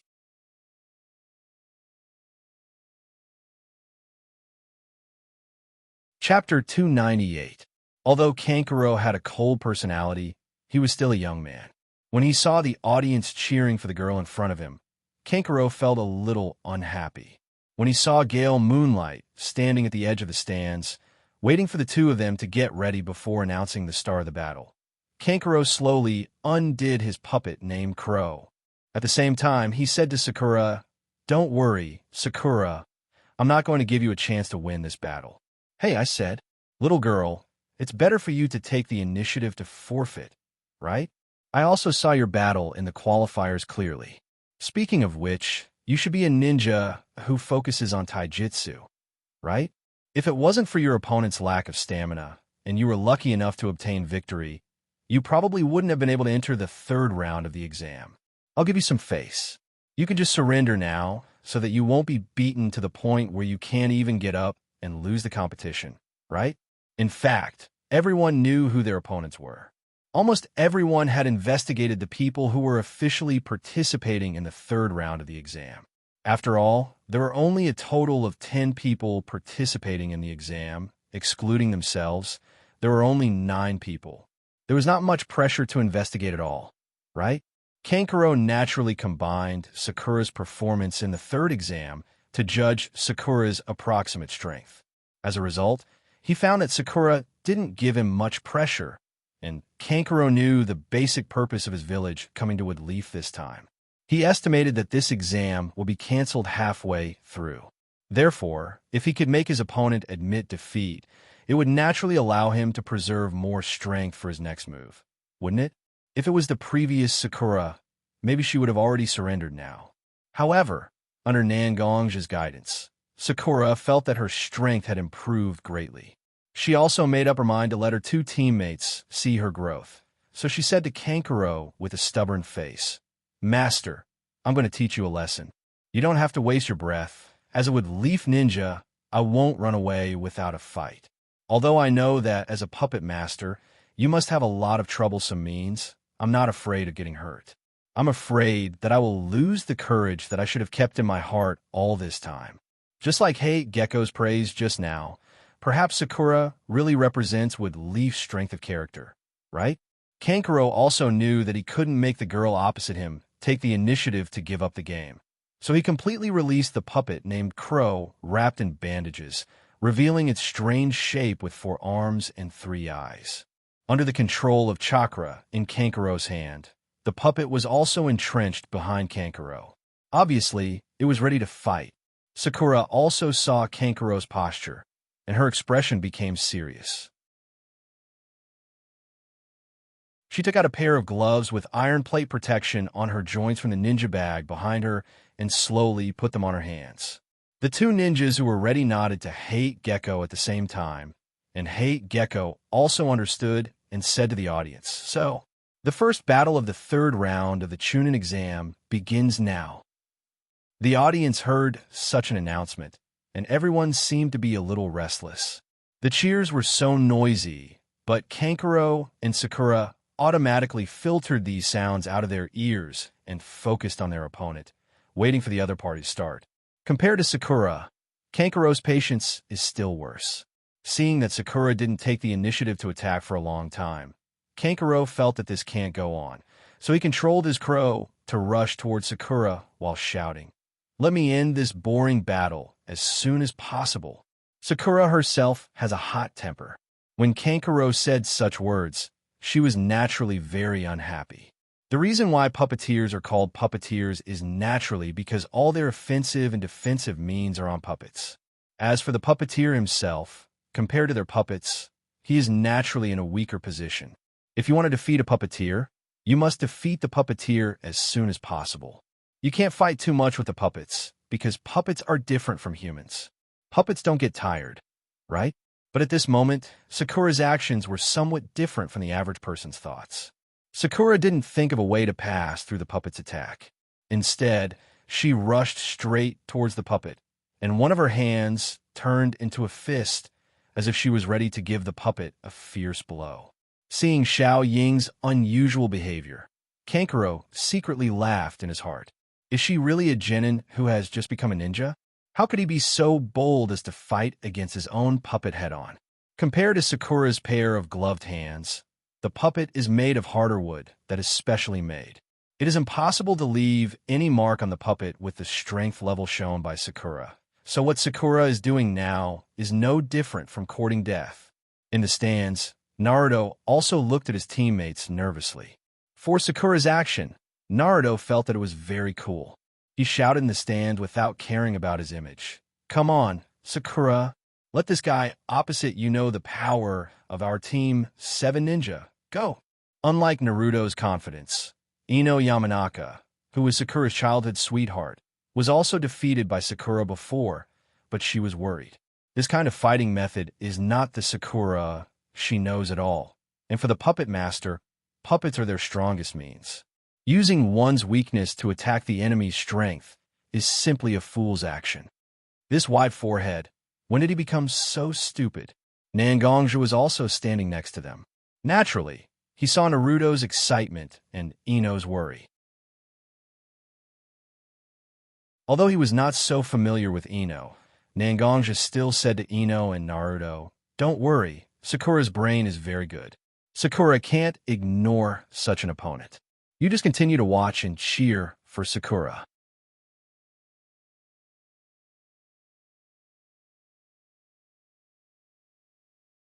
Chapter 299.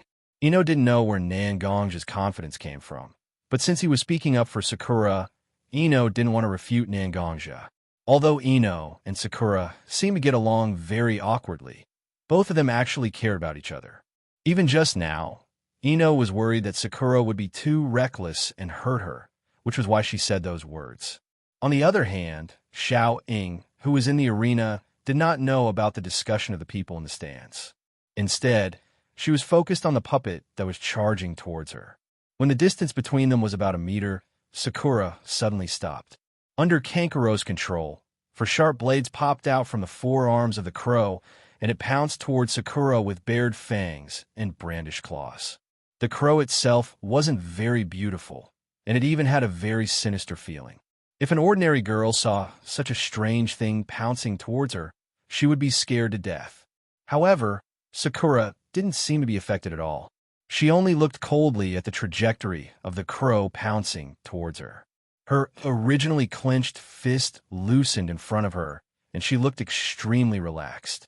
As Sakura's opponent, Kankuro was naturally cautious. Although he felt that Sakura's actions were very strange, his crow was already in front of Sakura. If he didn't seize the opportunity to attack, wouldn't it be a waste of such a good opportunity? Therefore, although Kankuro was prepared for Sakura's counterattack, he still controlled his puppet to pounce towards Sakura. Sakura didn't have the slightest chakra fluctuation on her body. The moment the crow pounced on her body, she completed a series of movements. When the loose palm in front of her turned into a fist and punched forward, A very obvious sound of air exploding rang in everyone's ears. As the most proficient ninja in with Leaf, Mike Guy's face was now full of confusion. In fact, most of Guy's taijutsu was taijutsu. Although he mainly relied on his physical strength, sometimes he still needed to rely on chakra to strengthen his body to a certain extent. However, Sakura had completely broken his common understanding of taijutsu. She clearly didn't use chakra to stimulate his body, but she was able to make his body erupt with such strength. Naturally, Guy could see that this was a relatively shallow technique. After reading it, Guy was confident that he could understand its mysteries in a very short period of time. However, this kind of combat technique opened the door for Guy to use in a new way of fighting. Sakura was just a newly graduated genin. The possibility of her inventing such a technique was very low. So, who taught Sakura these techniques? Guy unconsciously looked at Xianxia, who was leaning on the other side of the railing, casually watching the battle in the field. Xianxia naturally felt Guy's gaze and instantly understood Guy's intention. He smiled casually and ignored Guy. Instead, he continued to watch the battle between Sakura and Kankuro. At this moment, Kankuro was dumbfounded. How could this weak-looking girl's punch, which didn't contain any chakra at all, destroy his puppet? What a joke. However, the dregs from the main body of the crow on the ground were so conspicuous. Sakura's punch directly hit the main body of the crow, and the huge force directly shattered the main body of the crow. If it was only damaged, Kankuro could continue to use it. But in such a situation where the main body was destroyed, it couldn't be repaired in a short time. His crow was a puppet made from the legendary scorpion of the red sand. There were many techniques that even the Sunagakure couldn't crack, but it was easily defeated by Sakura. If it weren't for Kankuro's quick decision to separate the four arms and the head of his crow, the tremendous force would have torn his entire puppet into pieces, wouldn't it? Sakura was also a little confused. Although she knew that her strength had increased a lot because of the guidance from San these days, she still didn't expect that she could exert such power. Standing behind Watergate, Jiraiya, who was dressed as an Umbu, was also secretly surprised. He only felt that he saw a familiar figure in the young girl standing in the field. Is with Leaf going to have a new Tsunade? Although she was not used to the damage she caused, Sakura still knew the glorious tradition of taking advantage of the enemy's weakness. She directly increased her speed and rushed toward Kankuro. As a relatively weak puppet master, Kankuro also took out a storage scroll from his body in a hurry. He quickly unlocked the seal on it and wanted to summon his other puppets to block Sakura's attack. Finally, when Sakura arrived in front of him, he summoned a huge fish-shaped puppet to block in front of him. This time, Kankuro finally didn't have time to talk nonsense. He relied on his puppet called Salamander to block Sakura's attack, but without the crow, Kankuro's attack was greatly weakened. He looked at his team leader ninja, Baki. Baki also shook her head, indicating that Kankuro didn't need to continue fighting. If this continues, it will be a waste of their own combat power. Knowing Baki's meaning, although Kankuro was not so convinced, he still raised one of his hands and said loudly to Hate Gecko, the invigilator of the exam, "I admit defeat."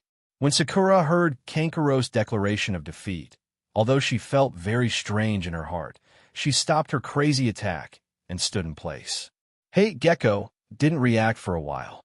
After all, in Hate Gecko's eyes, Kankuro still had a chance to win, right? But since Kankuro decided to admit defeat, Hate Gecko naturally couldn't say anything. He directly walked to Sakura's side, raised Sakura's hand, and announced Sakura's victory. This kind of anticlimactic battle naturally made Sakura feel very puzzled, but since she won, there was naturally no need to say so much, right? Xiao was also very happy as she walked to the spectator stand for the preparation with a smile, waiting for the next exam to begin.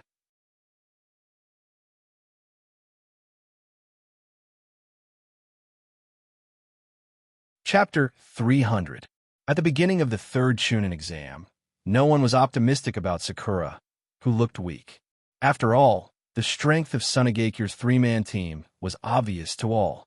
Kankuro, who was good at puppetry, Temari, who was good at wind-release ninjutsu, and Gaara, who controlled sand and seemed to be very bloodthirsty and violent. These three people had more combat experience than most of the ninjas who participated in the Chunin exam. Compared with Sakura, who just graduated from the Ninja Academy this year, who was stronger. Everyone had their own considerations. When Sakura suddenly burst out with such amazing power and directly blew up Kankuro's puppet, everyone's eyes were stunned. But no one thought that Sakura was already a sure win, because puppeteers were not only good at controlling puppets to attack in close range, but also a variety of hidden weapons and poisons. However, Kankuro didn't use the puppeteer's real attack method. Instead, he seemed to surrender immediately after his puppet was damaged. Everyone could feel the thick aura of conspiracy in this battle that started strong but ended weak. Although Sakura looked like she was smiling, when she walked to Nangong's side, her face became gloomy. Nangong-san, you told me before that puppeteers have all kinds of unexpected means, so I paid full attention to it. You even prepared a lot of antidotes for me before the game, but I didn't expect Kankuro to surrender so quickly. What do they want to do? Sakura said, and her eyes looked in the direction of Sunagekyu's reference ninja and their lead sensei. The suspicion in her eyes was simply too strong to be dispelled. Naruto naturally heard Sakura's words, and with some confusion, he asked Sakura, "What's the matter? Isn't it good to be able to defeat the opponent smoothly and enter the next round?" When Nangongja heard Naruto's words, he didn't have any psychological pressure and said to Sakura, "Sakura, you don't have to care so much. You don't have to worry so much about these dirty things between adults. No matter what the consequences are, there are naturally some adults who don't mind watching the fun. Since we won, let's just be happy." When Sakura heard Nangongja's words, although she was still very confused, she wasn't so serious. Yes, Wood Leaf has Hokage, Umbu, and many Jonin-level ninjas. She was just a little ninja who was still working hard to become a Chunin. Even if there was something very important, how much strength could she exert? Wouldn't it be better to live up to his own victory and be happy for a while? Although Hate Gecko was a little worried because the last battle was very strange. After all, the next battle was about to start. He adjusted his mentality and said to the audience, "Now, let's start the second battle of the third round of the Chunin exam. The two contestants are Hyuga of Wood Leaf and Uzumaki Naruto." Hyuga is the descendant of Wood Leaf's Hyuga branch family. As the disciple of Wood Leaf's special Jonin, Might Guy, he was recommended to take the Chunin exam. Uzumaki Naruto is the child of our Wood Leaf's Hokage, Minato Watergate. He also had a conspicuous performance in this exam. Now, let's invite the two ninjas to enter the arena. Hearing his name being called in the arena, Naruto also jumped to the middle of the arena. On the opposite side of Naruto was Hyuga of Hyuga clan. Like Sasuke, Hyuga also had a cold face, but there was a trace of sadness on his face, like a pitiful person who has seen through the fickleness of the world. In fact, the two of them have a lot to be introduced by Hate Gecko, but Niji is a member of the Hyuga branch family. If Hate Gecko praised Hyuga, it would naturally make the Hyuga clan embarrassed. And Naruto, as the son of Hokage and a member of Nine Tails, Column Force, he can't let Naruto be too famous. Otherwise, Minato Watergate might not be able to hold it in and tear Hate Gecko apart. So, the two people who could have been introduced more simply because of various reasons. Naruto and Niji didn't seem to care about Hate Gecko's simple introduction. Instead, they looked at each other seriously.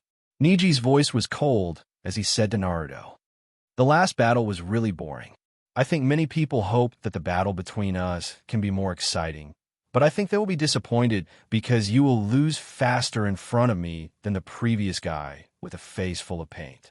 Although you are the child of Yondaime Hokage, you are destined to lose to me. This is your fate." Naruto looked at Niji's mouth. At first, he listened to a few words, but the more Niji talked, the more stupid he became. Naruto felt that it was boring. When he realized that Neji had finished talking, Naruto finally spoke. Fate? I really don't believe in fate. I don't want to talk to you about people conquering the heavens because I don't think you will listen to me even if I talk to you for a long time. So, I just want to beat you up and make you apologize to Hinata. In the third exam qualifier, Neji fought against Hyuga Hinata, who came from the main family and had a good relationship with Naruto.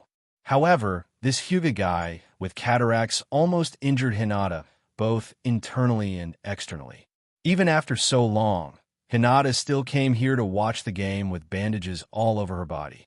When Naruto saw the originally delicate Hinata's sickly face, he had a lot of anger in his heart towards this guy named Neji. Since there's anger, it's better to vent it out, right? When he heard Hinata's name, Neji's eyes also fluctuated. Neji didn't have no feelings for his cousin, but at that time, he was hot-blooded and hurt her. He felt a little guilty. When Naruto said it now, that guilt quietly turned into anger towards Naruto, making Neji want to beat Naruto to the point that he can't take care of himself. Both of them were angry, and naturally, they were on the verge of exploding. Before Hate Gecko announced the official start of the exam, the two had already begun to observe each other's movements, ready to attack at any time.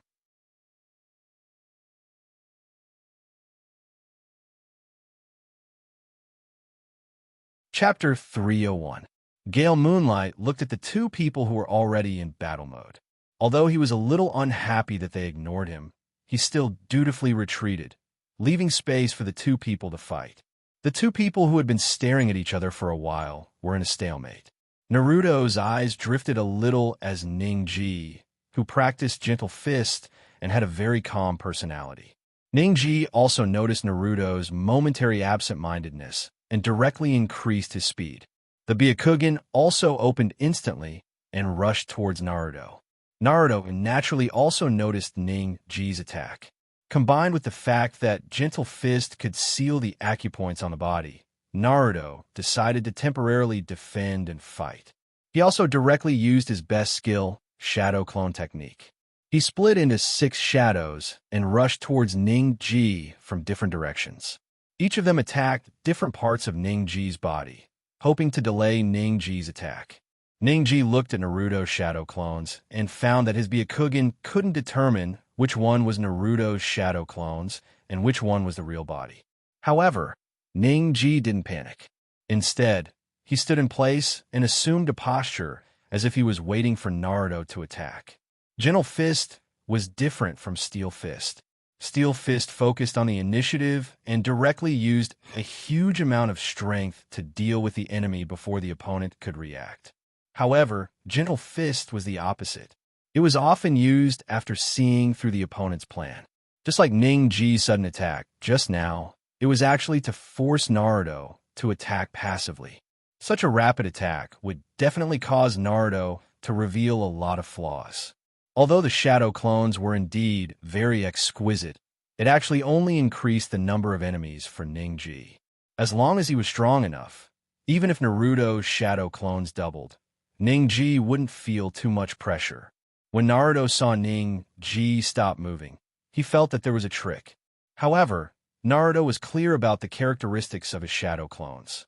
Naturally, he was confident that Ningji couldn't distinguish between his real body and his shadow clones. In that case, he might as well continue attacking. It was good to let Ningji have a taste of being ganged up on and let him know that he wasn't invincible.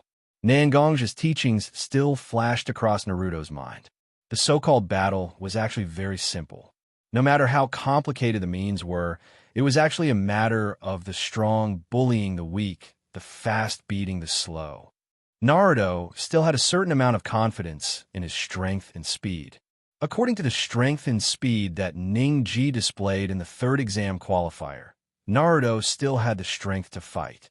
Seeing his fist slowly approaching Ningji's body, whether it was Naruto's real body or his shadow clones, their faces revealed a joyful expression. However, Ningji didn't have a worried expression. Instead, he smiled confidently and waited for Naruto's attack. After confirming that the distance was right, Ningji directly controlled his chakra to gush out from all the acupoints on his body. His body spun because of the large amount of chakra. Ningji's figure was replaced by a huge blue and white chakra sphere. Naruto's real body and his shadow clones were in the range of the sphere's attack. After a few explosions, Naruto's shadow clones directly disappeared into the air.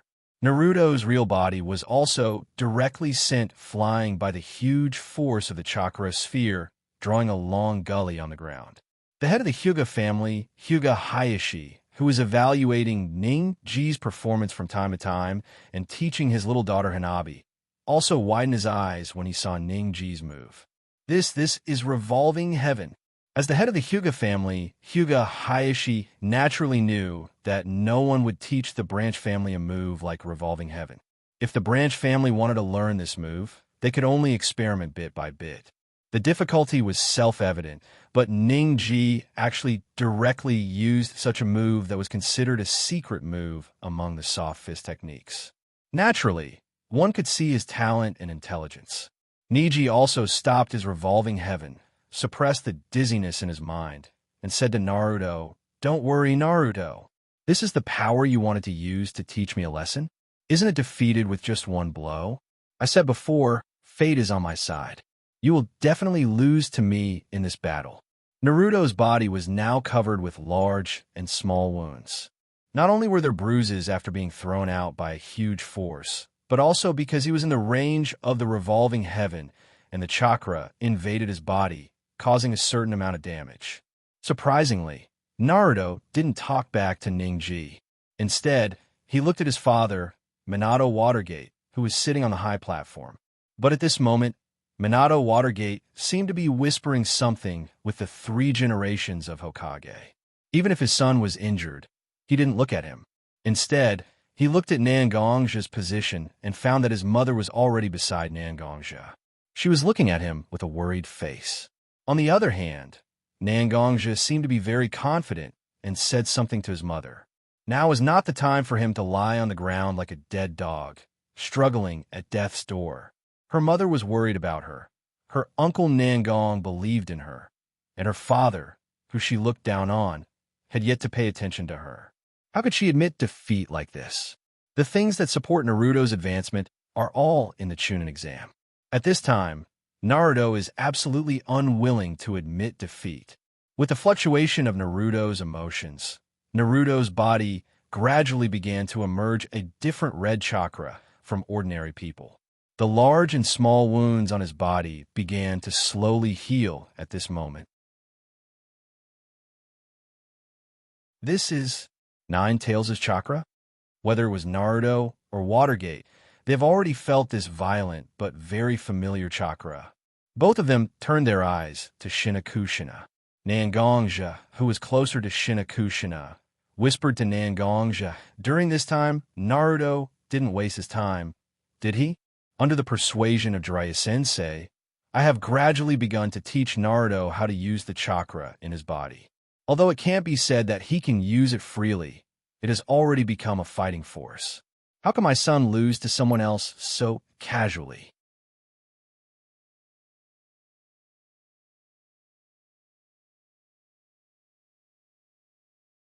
Chapter 302. When Naruto began to release the Nine Tails chakra in his body, his temperament quietly changed. The original gentle temperament was replaced by a violent aura at this moment.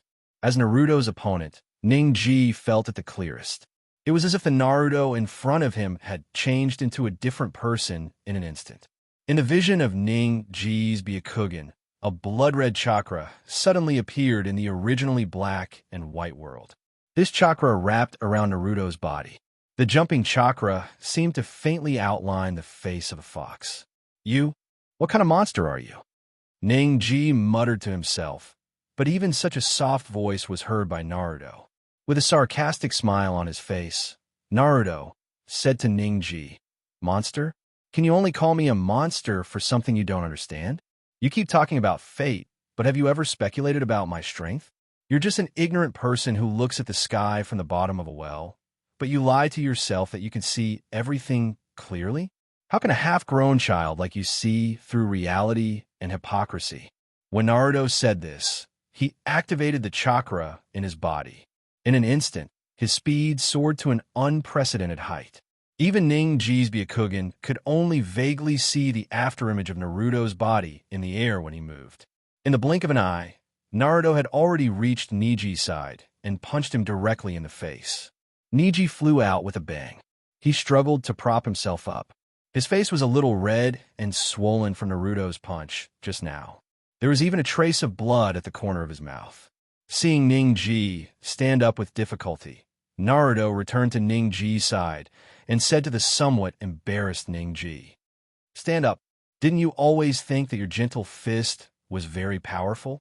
Didn't you think that you could crush all your opponents? Why are you in such a miserable state now? Since you want to teach me a lesson, use your full strength."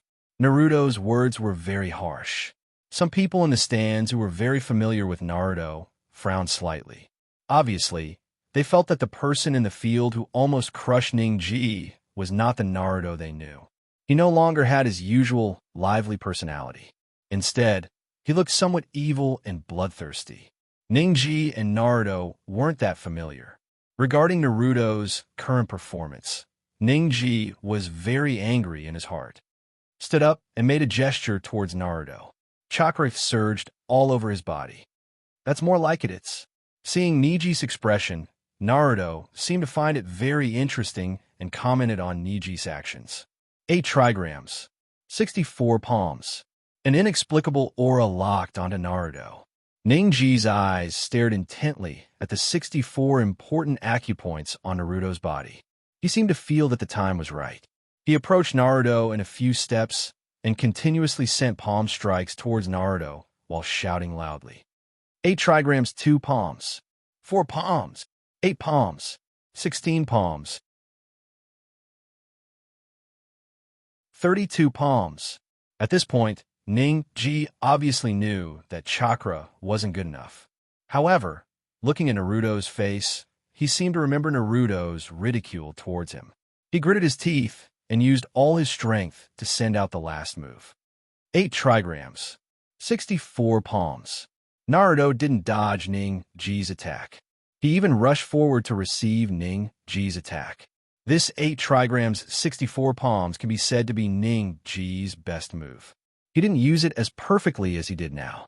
The 64 important acupoints on Naruto's body were all blocked by Ning-Ji's chakra. His veins couldn't conduct chakra anymore. I'm not destined to be weak like you. I practice hard every day. My gentle fist is the best among the younger generation of the Hyuga clan. Even many of my uncles aren't as proficient as me. How can a spoiled son of the Hokage be my opponent? Ning-Ji looked down on Naruto very much in his heart. After all, his father and Naruto's father were very different. Naruto's father was the Hokage of Wood Leaf Village that everyone looked up to. Almost every ninja in Wood Leaf Village relied on Watergate to live. As a child of Watergate, Naruto's life must be very good. But what about himself? When he was young, in order to protect the Hyuga clan's head, his father had to sacrifice his life as a scapegoat. Since childhood, everyone looked at him with either disgust or pity. Ning-Ji's pride didn't allow anyone to belittle him. Therefore, Ning-Ji cultivated diligently. Every day, Ning-Ji would train until his body could no longer move before stopping. And Naruto? Every day, he was addicted to cheap pranks, and after becoming a ninja, he was in the limelight. In Ning-Ji's view, it was because Naruto had a good father that he could be so unscrupulous. And it was precisely because he trained so hard that although he suppressed Naruto a little at the beginning of the battle, Naruto broke out with this strange chakra and even surpassed him. Ning-Ji was very unconvinced. Looking at Naruto, who was now unable to move, Ning-Ji didn't know why he had a successful revenge in his heart. Even if there were so many people taking care of him, in the end, wouldn't Naruto be trampled under his feet? But Ning-Ji's excitement didn't last long, because Naruto's originally stiff body broke out with an even more powerful chakra at this moment.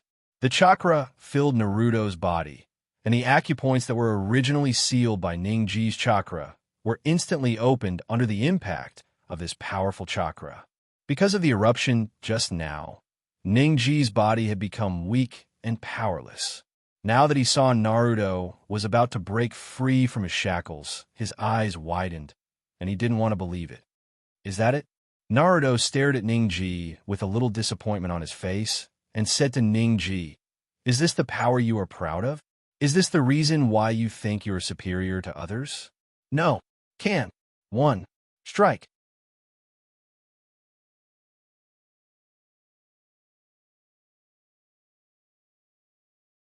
Chapter 303. How strong do you think you are? You even killed your own cousin in the qualifiers. Even now, the injuries on Hinata's body haven't completely healed. I thought you would be very strong, but you're just like this. When you meet someone weaker than you, you're so high and insurmountable. But when you met someone stronger than you actually became so weak and weak. Is this your pride? It's a bit cheap. Naruto walked step by step to Niji's side. His pace was very slow, as if he was walking casually in spring. He didn't realize that there was an enemy in front of him. When he arrived in front of Niji, Naruto slowly squatted down, looked at Niji's eyes, and said, "In your eyes, Hinata is the representative of weakness and can be bullied, so you can be so cruel to her. Now, in my eyes, you're also a weak person. Can I beat you to the point that you can't get up for half a month?" Naruto's words were very casual, but Niji's heart tightened. Is he going to be seriously injured by this guy in front of him, and then struggle to survive in a hospital bed? Niji's mind began to imagine the scene he might encounter. Is he going to be besieged with pity again? He has worked hard for so many years, and he felt that he was strong enough that he didn't need others to pity him. But now, in the eyes of Naruto, he's still weak? He told Hinata again and again that her nature is weak and not suitable to be a ninja. But now, what is this feeling in his heart? What is this faint tingling and shortness of breath? Niji's mind kept thinking about the words he knew, and he found a word that was so consistent with his current situation. That was fear. He was afraid of the yellow-haired ninja in front of him who looked a little rustic. Opening his mouth, Niji wanted to shout. He wanted to expel the disgusting feeling in his heart with the vibration of his vocal cords.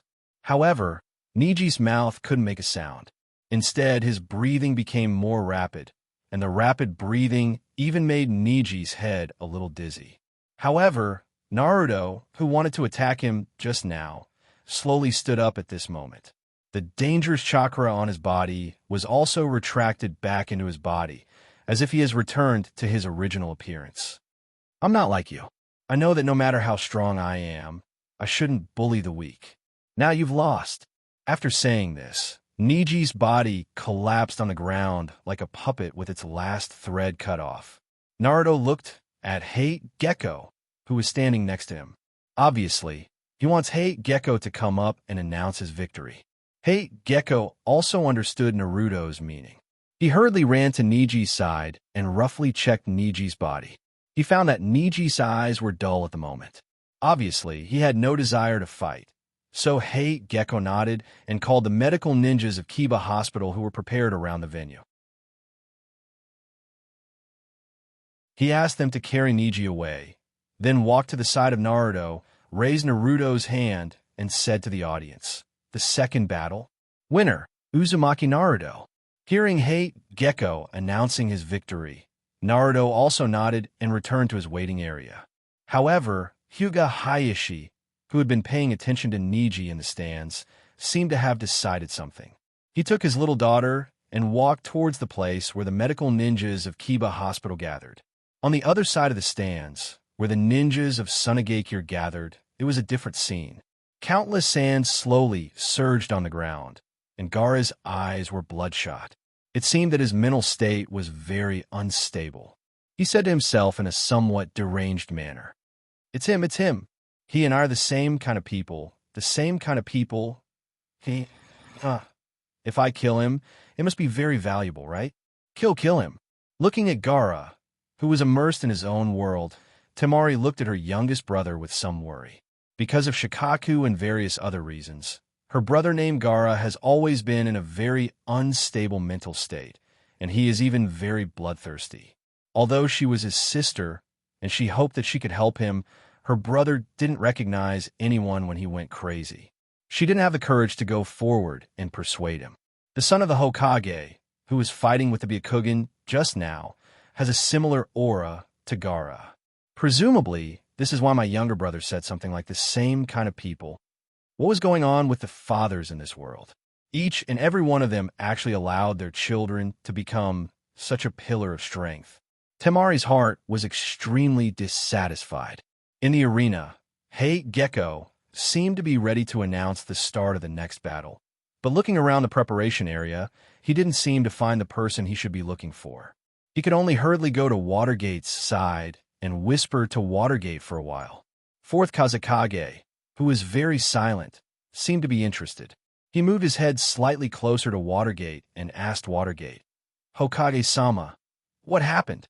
Watergate obviously didn't expect that Fourth Kazekage would pay attention to him, but he still said to Fourth Kazekage, "The candidates for the next battle should be your child Gaara and our with Leaf's Uchiha Sasuke." But Hei Gecko didn't find Uchiha Sasuke's figure, so he came to ask me if I wanted to disqualify Uchiha Sasuke and let your child directly enter the next round.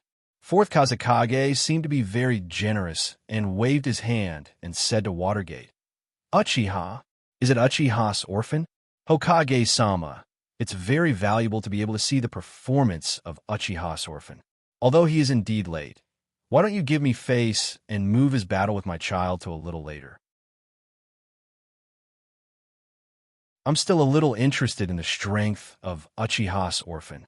Since Kazekage has already said this, Watergate naturally had to give face to Kazekage, so he said to Hei Gecko, "For the time being, let's postpone the battle with Uchiha Sasuke and start the next battle."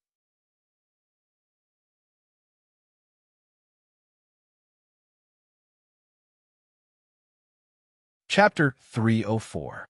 After receiving Watergate's instructions, Hei Gecko also went to the middle of the venue and announced to all the audience that Sasuke and Gaara's exam was temporarily postponed.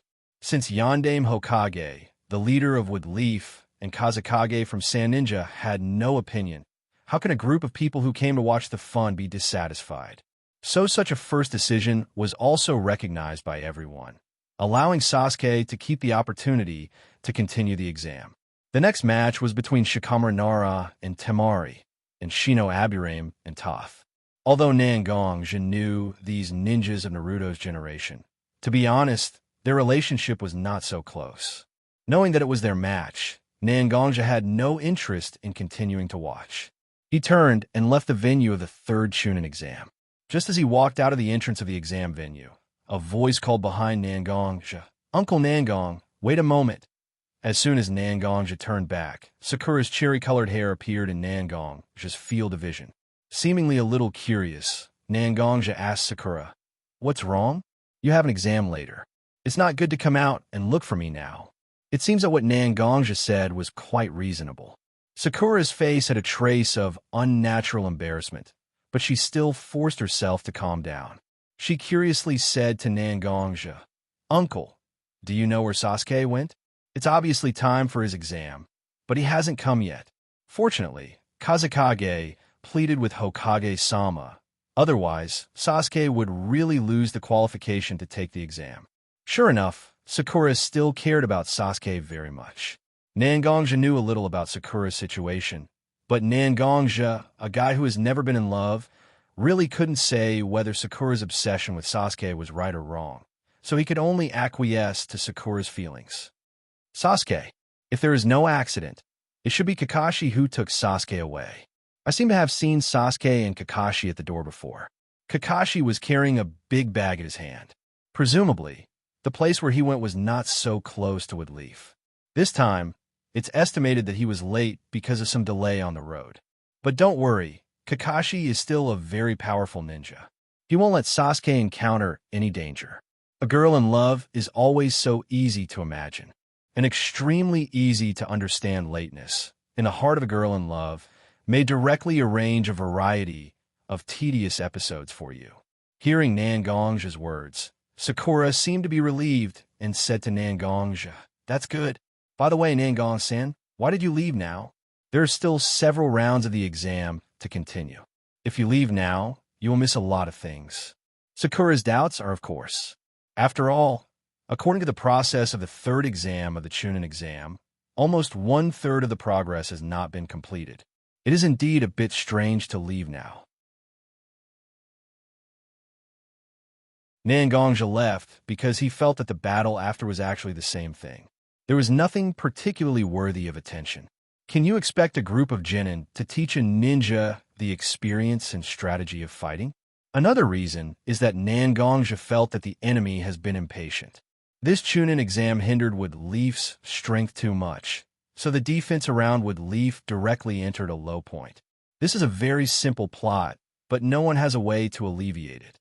Wood Leaf's rich and powerful people came to the third exam of the Chunin exam. Even the Kazekage of Sand Ninja came. Shouldn't Wood Leaf be equipped with the necessary personnel to ensure the safety of the venue? Wood Leaf has so many people, and there are only a few high-end combat power. The two Hokages, Watergate and Yuan Fei, must appear in the exam venue to show Wood Leaf's importance to the exam.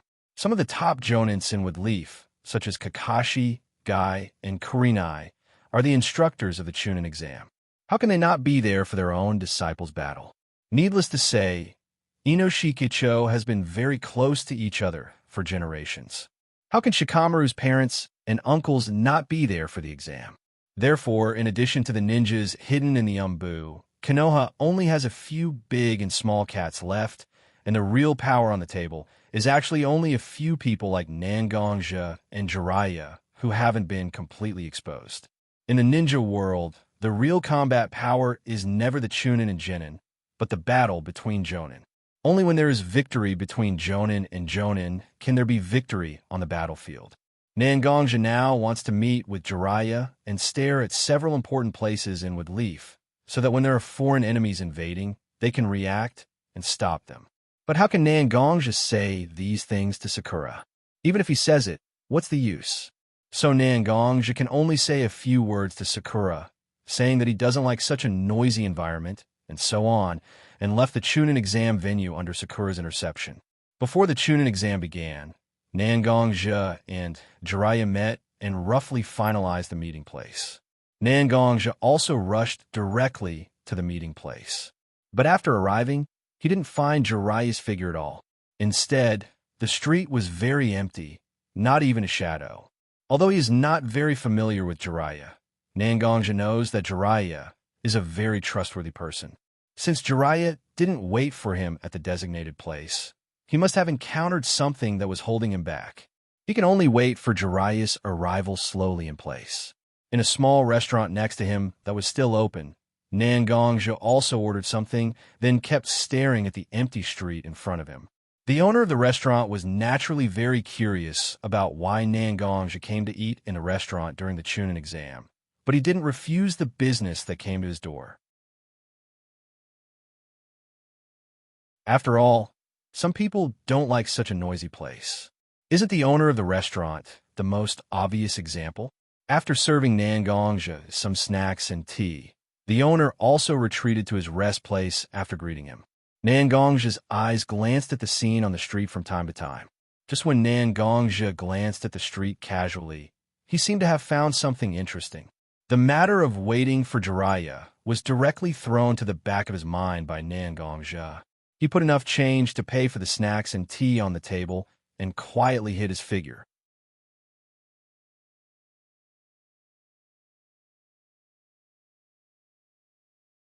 Chapter 305. Although Nangongja wasn't that attached to the Wood Leaf, since he promised Watergate to help the Wood Leaf, Nangongja naturally took it to heart. But at such a moment, Nangongja didn't continue to stay at the agreed place to wait for Jiraiya's arrival. Such behavior is indeed not in line with Nangongja's usual behavior, but Nangongja still did it. Why? Naturally, it's because Nangongja saw something more important than helping Watergate. In fact, there are only a few things in the Wood Leaf that can arouse Nangongja's interest. And now, Nangongja is most concerned about the goal of taking down Danzo. The person Nangongja saw wasn't Danzo, but another person that Nangongja didn't pay much attention to. This person was Yakushi Kabuto, who showed his face during the Chunin exam. After several deductions, Nangongja felt that Yakushi Kabuto must have a certain degree of connection with Danzo. When Nangongja saw Yakushi Kabuto in the restaurant, he felt that if he followed Yakushi Kabuto, he would be able to find something valuable. And it turns out that Nangongja's intuition has a certain value. In a relatively hidden corner of the wood leaf, Yakushi Kabuto finally stopped his speed that was obviously beyond the level of a Genin and even a Chunin and met with someone. The person opposite him was wearing a mask and umbu outfit, but Nangongja could still judge from the habits of the masked person opposite him that this person was a root ninja. Yakushi Kabuto naturally didn't notice that Nangongja was following behind him. After looking around vigilantly, he said to the root ninja in front of him, "Although there was a slight change in the plan, the overall plan is still going smoothly. We can proceed to the next stage of the plan. Did you bring the item?"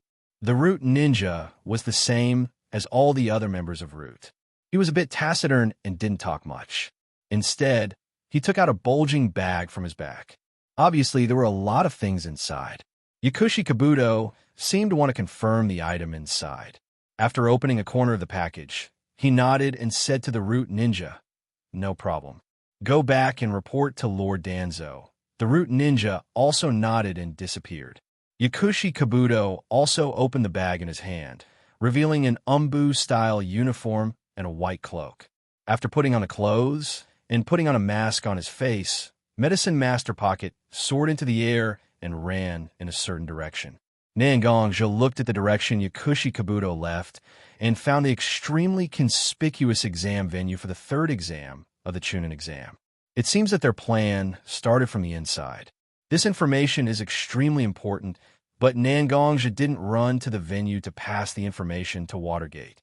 To put it bluntly, the relationship between Nangongja and Minato was a cooperation between two people who had a certain amount of common interests. Nangongja didn't think that he would be able to do such a thing. Moreover, there are two Hokage and one Jonin in the Chunin exam venue. Even if something goes wrong, it will naturally be solved quickly. Nangongja figured out the key points, so he naturally didn't have any other ideas. Instead, he went to the place where he originally agreed to meet with Jiraiya. Jiraiya has already arrived at the place at this moment. It seems that he was waiting for Nangongja's arrival. "Lord Jiraiya." Nangongja came to Jiraiya's side and greeted Jiraiya. "Nangongjiaonin, you're finally here. I've been scouting around Konoha's village and found that they seem to be deploying a huge summoning formation. In order to avoid being exposed, I didn't show up, but through observation, I recognized that the summoning formation seemed to have a certain connection with Orochimaru's contract with the Earth Dragon Cave. But if Orochimaru was outside the village, there was no need to deploy a summoning formation. So I thought that Orochimaru should have secretly sneaked into Konoha. But now I can't accurately determine Orochimaru's position, and I don't know what to do. According to Orochimaru's character and strength, if he really causes trouble in Wood Leaf Village, it will definitely cause great losses. Do you have any valuable information?" Since Jiraiya has already asked him, Nangongja naturally didn't hide anything. He told Jiraiya some of the information he got from tracking Yakushi Kabuto and his own inferences. After Jiraiya heard it, he didn't frown. He seemed to be thinking about whether he should go to the Chunin exam venue or not. But after a while, he shook his head and decided not to go to the Chunin exam venue. After all, the Chunin exam venue can be said to be the most powerful force in Wood Leaf Village. Even if Orochimaru goes all out, there is no way to break through the joint attack of Yuan Fei and Watergate in a short time. And the Chunin exam venue also determines that Orochimaru can't bring too much power into it. On the contrary, a large number of ninjas have gathered outside the village. It is difficult to effectively block them with the strength of Wood Leaf Village, and his strength can be maximized here. He will trouble his master and disciple to worry about Orochimaru. We will stay here and effectively resist the joint attack of Sand and Sound ninjas, so that Wood Leaf Village can have a chance to gather strength. It is too late to inform Watergate. Everything depends on Watergate's performance and the reaction speed of other wood-leaf ninjas. According to the information obtained by Jiraiya's investigation, the attack will start in a quarter of an hour. There is no time to gather the scattered ninjas of Woodleaf Village. Since Yakushi Kabuto and Danzo have a connection, Root naturally has no possibility to participate in the battle. Everything can only rely on himself. From the information he received before, he already knew that Sand Ninja brought his man-column force. Once they release Ichibi Shikaku's body regardless of the consequences, only Jiraiya and a few people of Woodleaf Village can resist. And the summoning circle outside the village will definitely release a large summoning beast suitable for attack. Whether it is himself or Nangongja, the pressure is great. What they need to do now is to adjust their state as much as possible to face the difficult battle that may follow.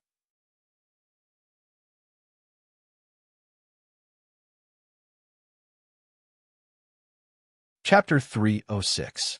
In the examination room of the third exam of the Chunin exam, Yondaime Hokage, 3 generations Hokage, and Yondaime Kazekage from Sand Ninja watched the fierce battle between Sasuke and Gaara. During the time when Nangongja tracked Kabuto Yakushi and met Jiraiya, the battle between Temari and Shikamaru ended with Shikamaru's defeat, and the battle between Shino and Toshi ended with Shino's victory.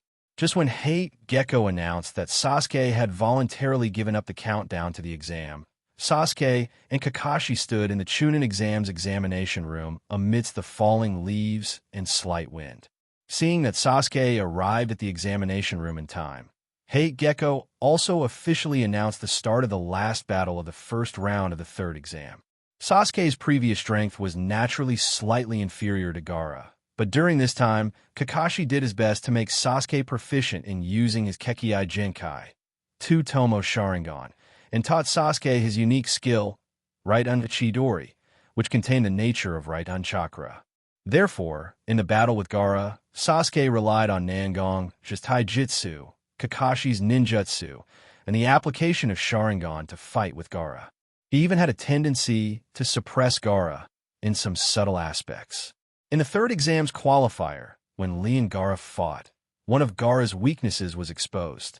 That is, although the sand controlled by Gaara has the ability to defend its master, it has a limit in reaction speed. Sasuke stimulated his body with Right-Un Chakra, making his speed leap. At the same time, he used Sharingan to constantly detect Gaara's flaws, making Gaara a little tired to deal with it for a while. When Sasuke once again noticed a small flaw in Gaara, he decisively increased the amount of his Right-Un Chakra for his body, which suddenly increased his speed. At this time, Sasuke punched Gaara in the face before the sand controlled by Gaara could react. The huge force sent Gaara flying a distance away and falling to the ground. There was a trace of blood at the corner of Gaara's mouth, and the armor made of sand on his face that protected his whole body also had spiderweb-like cracks. Gaara's personality was very extreme and violent. When he found out that he was injured, his eyes, which had a little bit of clarity, were now completely replaced by madness. Gaara's face, which had a little bit of facial paralysis, gradually became ferocious at this moment. With a strange smile, he wiped the blood from the corner of his mouth. Originally, I wasn't interested in killing you. After all, if I killed my own kind, I would be able to prove my worth. But I didn't expect that you, who I didn't care about, would actually injure me. You've really exceeded my expectations. Someone like you is worthy of being killed by me. Sasuke listened to Gaara's words, and he was slightly unhappy. This crazy Gaara dared to underestimate him so much, and even spoke in a tone that made him think that he was as easy to deal with as a dish. Although Sasuke didn't know who Gaara's same kind was, it didn't affect Sasuke's disgust for Gaara. Don't talk big. I'm at a disadvantage now. I don't know who was the one who was beaten by me just now. You still have a nerve to look down on me like this? Sasuke said, but the movements of his hands didn't stop. The pair of Magatama in his eyes rotated at high speed, carefully watching Gaara's every move, trying to attack again. But in such an irrational state, Gaara's flaws at this moment were more difficult to detect than before, and a chakra aura slowly began to appear on Gaara's body, which was obviously different from the chakra he showed before. This kind of chakra was very violent, and just a trace of its aura made Sasuke aware of the danger, and he became more vigilant of Gaara. Ninjutsu, Sand Shuriken. Gaara's mind moved, and a cloud of sand floated from the ground to Gaara's side. Under the influence of Gaara's chakra, it slowly changed into the shape of a shuriken. Gaara waved one hand forward, and the sand shuriken seemed to have received an order and rushed toward Sasuke. The Uchiha clan itself was an expert in using hidden weapons like shuriken and kunai. Since childhood, Sasuke had undergone complete training on shuriken and kunai. Being able to use shuriken and kunai to carry out precise and clever attacks naturally meant that he had the means to fight against the shuriken and kunai that were shot towards him. With the help of his twin Tomo Sharingan, the attack trajectory of the sand shuriken that was shot towards him was naturally visible. Sasuke relied on his body technique and speed to dodge the sand shuriken's attack beautifully. Even in the process of dodging, he launched several shuriken to counterattack Gaara.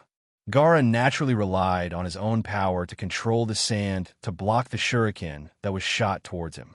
I thought you would become stronger because of this strange chakra, but I didn't expect you to still be like this. Your boasting is impossible. Sasuke just wanted to suppress Gaara's confidence with his words, but as he spoke, Gaara's originally distorted face showed a scheming smile. Such a smile naturally couldn't escape Sasuke's Sharingan. Under the inexplicable throbbing in his heart, Sasuke jumped towards the sky and looked at the position where he was standing just now. A large whirlpool composed of sand had appeared on the ground. The sand in the whirlpool seemed to come alive, and the sand formed a tentacle-like thing quickly attacked Sasuke. Sasuke's hand quickly formed a seal, and a ninjutsu was completed in an instant. He clenched his hand into a fist and placed it in front of his mouth. A large fireball bombarded the sand tentacles that were reaching towards him. Katan, Great Fireball Jutsu. There was naturally no way to defeat the sand tentacles that were attacking him by relying on flames alone. But because Sasuke was condescending in mid-air, the Great Fireball itself carried a huge force. Such a force naturally dispersed the sand tentacles directly. Sasuke relied on the subtle reaction force of releasing the Great Fireball to deflect his direction in the air and landed lightly on the ground. But his eyes were staring at Gaara, and the fear in them couldn't be concealed at all.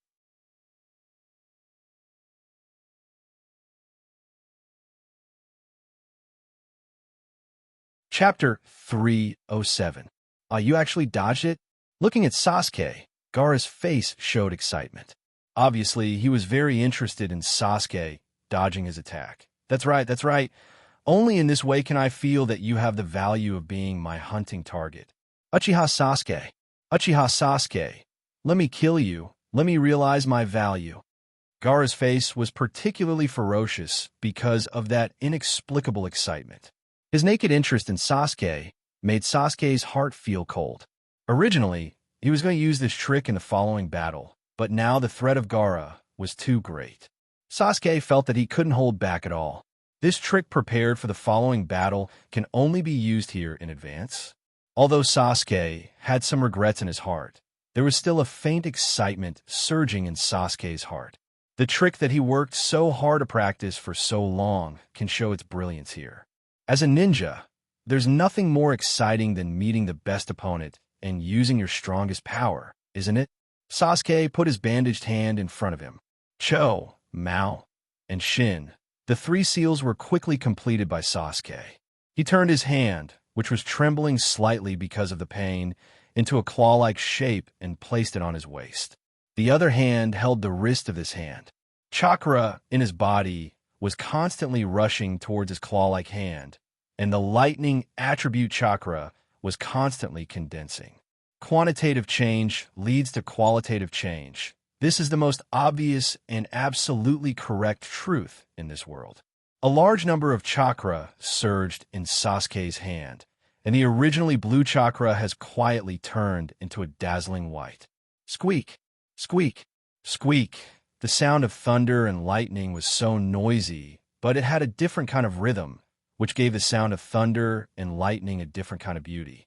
Such a sound, if you really want to find an analogy, probably can only be the chirping of birds, right? At first, it was just a bird chirping desperately, and then it seemed that other birds noticed the chirping of their companions and joined the chirping team. 1, 2, dozens, hundreds. Finally, it reached the wonderful sound of thousands of birds chirping together. Lightning evasion, 1,000 birds. It seems that Sasuke's body and spirit were under great pressure from using ninjutsu. Sasuke's voice was slightly low and trembling. However, it was exceptionally imposing, as if the Grim Reaper was announcing his target's name. It was both low and majestic. The Sharingan in Sasuke's eyes rotated quickly.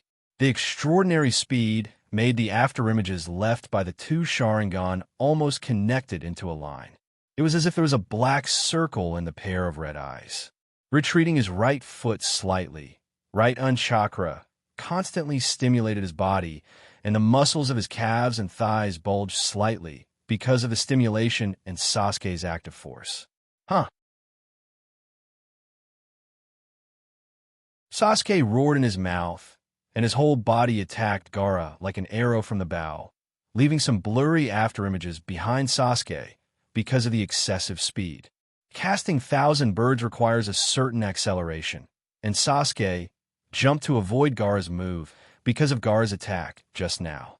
For this reason, there was also a certain distance between Gaara and Sasuke, and this distance was enough to reach the sprint distance needed by 1,000 birds. Sasuke's eyes stared closely at Gaara's body to find Gaara's evasion direction in time and adjust his attack direction. However, even in the face of such a huge momentum, Gaara didn't dodge at all. Instead, he looked at Sasuke's body and said excitedly, "That's it, that's it. Only such a person is worth killing. I'm looking forward to seeing if your noisy attack can beat my strongest shield." Just when the distance between Sasuke and Gaara was less than 3 meters, the strange chakra on Gaara's body began to condense a lot. The sand, which didn't react so quickly, surged quickly at this moment. Even the huge sand gourd behind Gaara exploded in an instant and quickly surged in front of Gaara. For a moment, a huge round tanuki appeared in front of Sasuke.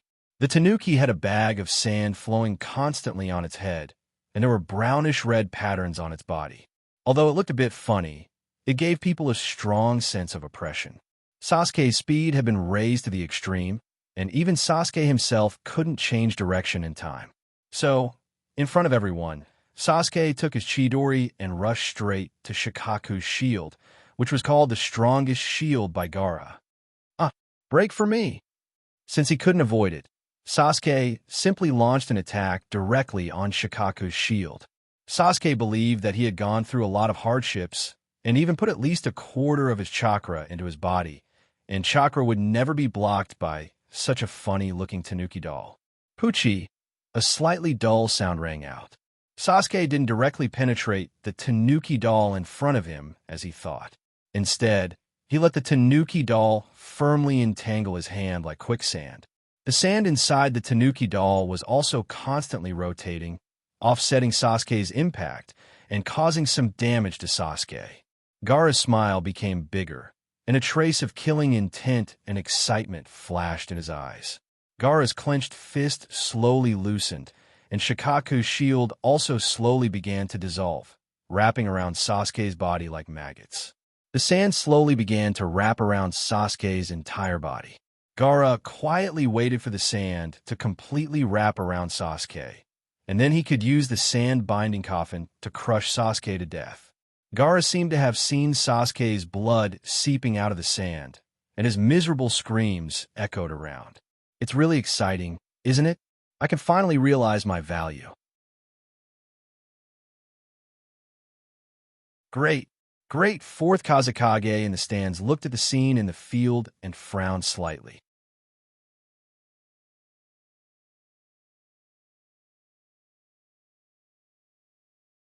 Chapter 308. Just as Kazekage in the stands frowned slightly as he watched his son, Gaara, kill Sasuke, a huge firework exploded in the air outside Konoha's territory. Although there was no way to see the color of the firework clearly during the day, the loud sound could be heard clearly by the entire Woodleaf. At the same time, in the audience of the third exam of the Chunin exam, an Umbu person quickly printed, and pieces of feathers slowly fell in the air. Many ninjas and ordinary people from all over the world fell directly into a coma. Nirvana technique. Among the wood leaf ninjas present, there were many ninjas who were proficient in Jinjutsu. After discovering this technique, they quickly reacted. But to be honest, there was no particularly effective way to resist this jutsu. It was a large-scale hypnosis technique. As long as a person's spiritual power passed and knew a certain method to disrupt the Jinjutsu, they could break it. However, there was no ninjutsu that could be used against them. It could only be used one by one, which was undoubtedly a waste of ninjas' resources. The one who cast this Jinjutsu was naturally Kabuto, who was tracked by Nangonja before. After casting this Jinjutsu, Kabuto also left the field. The Sand Ninjas also entered the field. Temari and Kankuro abruptly stopped Gaara and took him to the Wood Leaf, where the Sand and Otogekyure allied forces were. On the high platform, the two Hokage and the fourth Kazekage stood up, and the atmosphere was very serious. Raza, what do you mean by this? Is the Sand going to officially start a war with Wood Leaf? Looking at the fourth Kazekage standing opposite him, Yuan Fei was also very angry. After all, in the previous Third Shinobi World War, Sand was almost pressed to the ground and suffered great losses. According to the prediction of relevant personnel, Sand was simply too conservative in the next 5 years. In addition, the daimyo of the Land of Wind wasn't so assured of Sand, so the situation of Sand was actually very dangerous.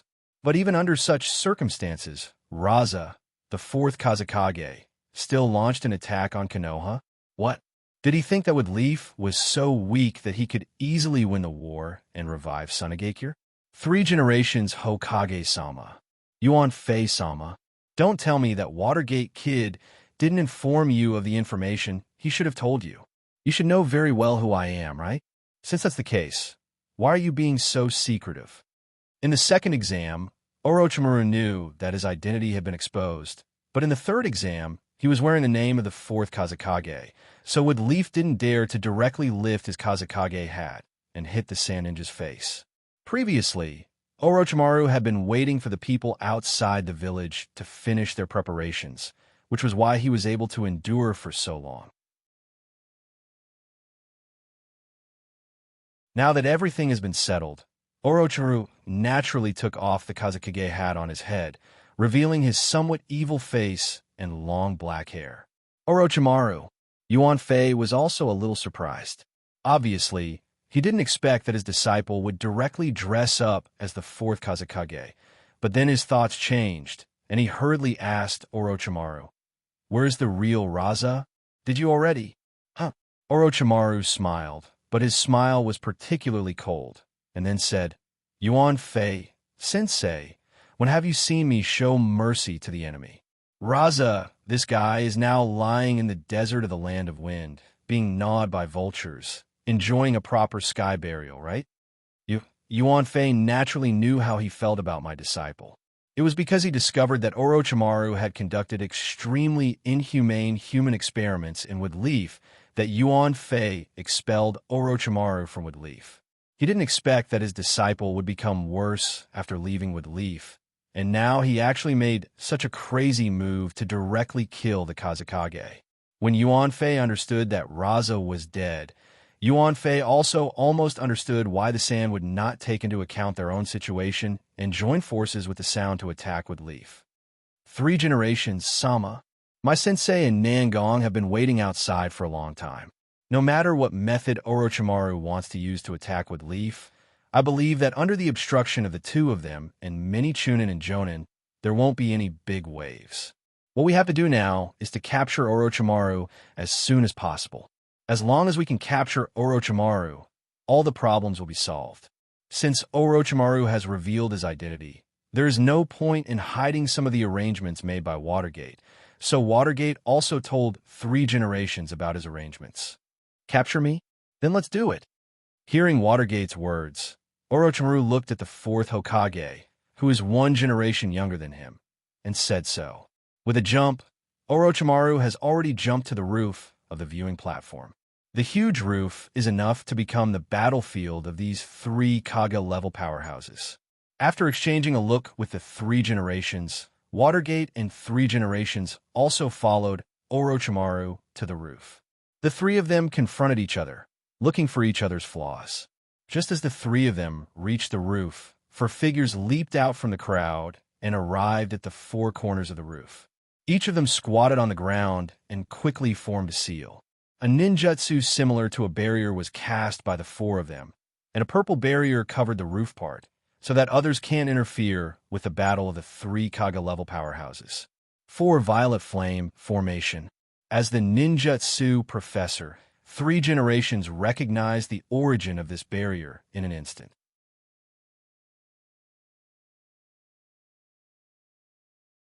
Then he asked Orochimaru, I know that you have always planned before you act, since you dare to fight me in Watergate alone. You must have your own trump card, so you don't have to be so secretive. Let me see how much you have grown after leaving with Leaf. Yuan Fei was actually deliberately provoking Orochimaru, so that Orochimaru would reveal his trump card against himself and Watergate. Yuan Fei is really too tired to understand Orochimaru. He is proud and extreme, so his provocation will definitely work. Only by understanding what Orochimaru's trump card is can he deal with Orochimaru. Orochimaru naturally knew that his sensei was deliberately provoking him, but Orochimaru didn't care because his trump card itself is not a secret. There is nothing wrong with using it now. You're tuning into the Eternal Immortal Ballad YouTube channel. Don't forget to subscribe and join us on this journey to catch the most captivating stories.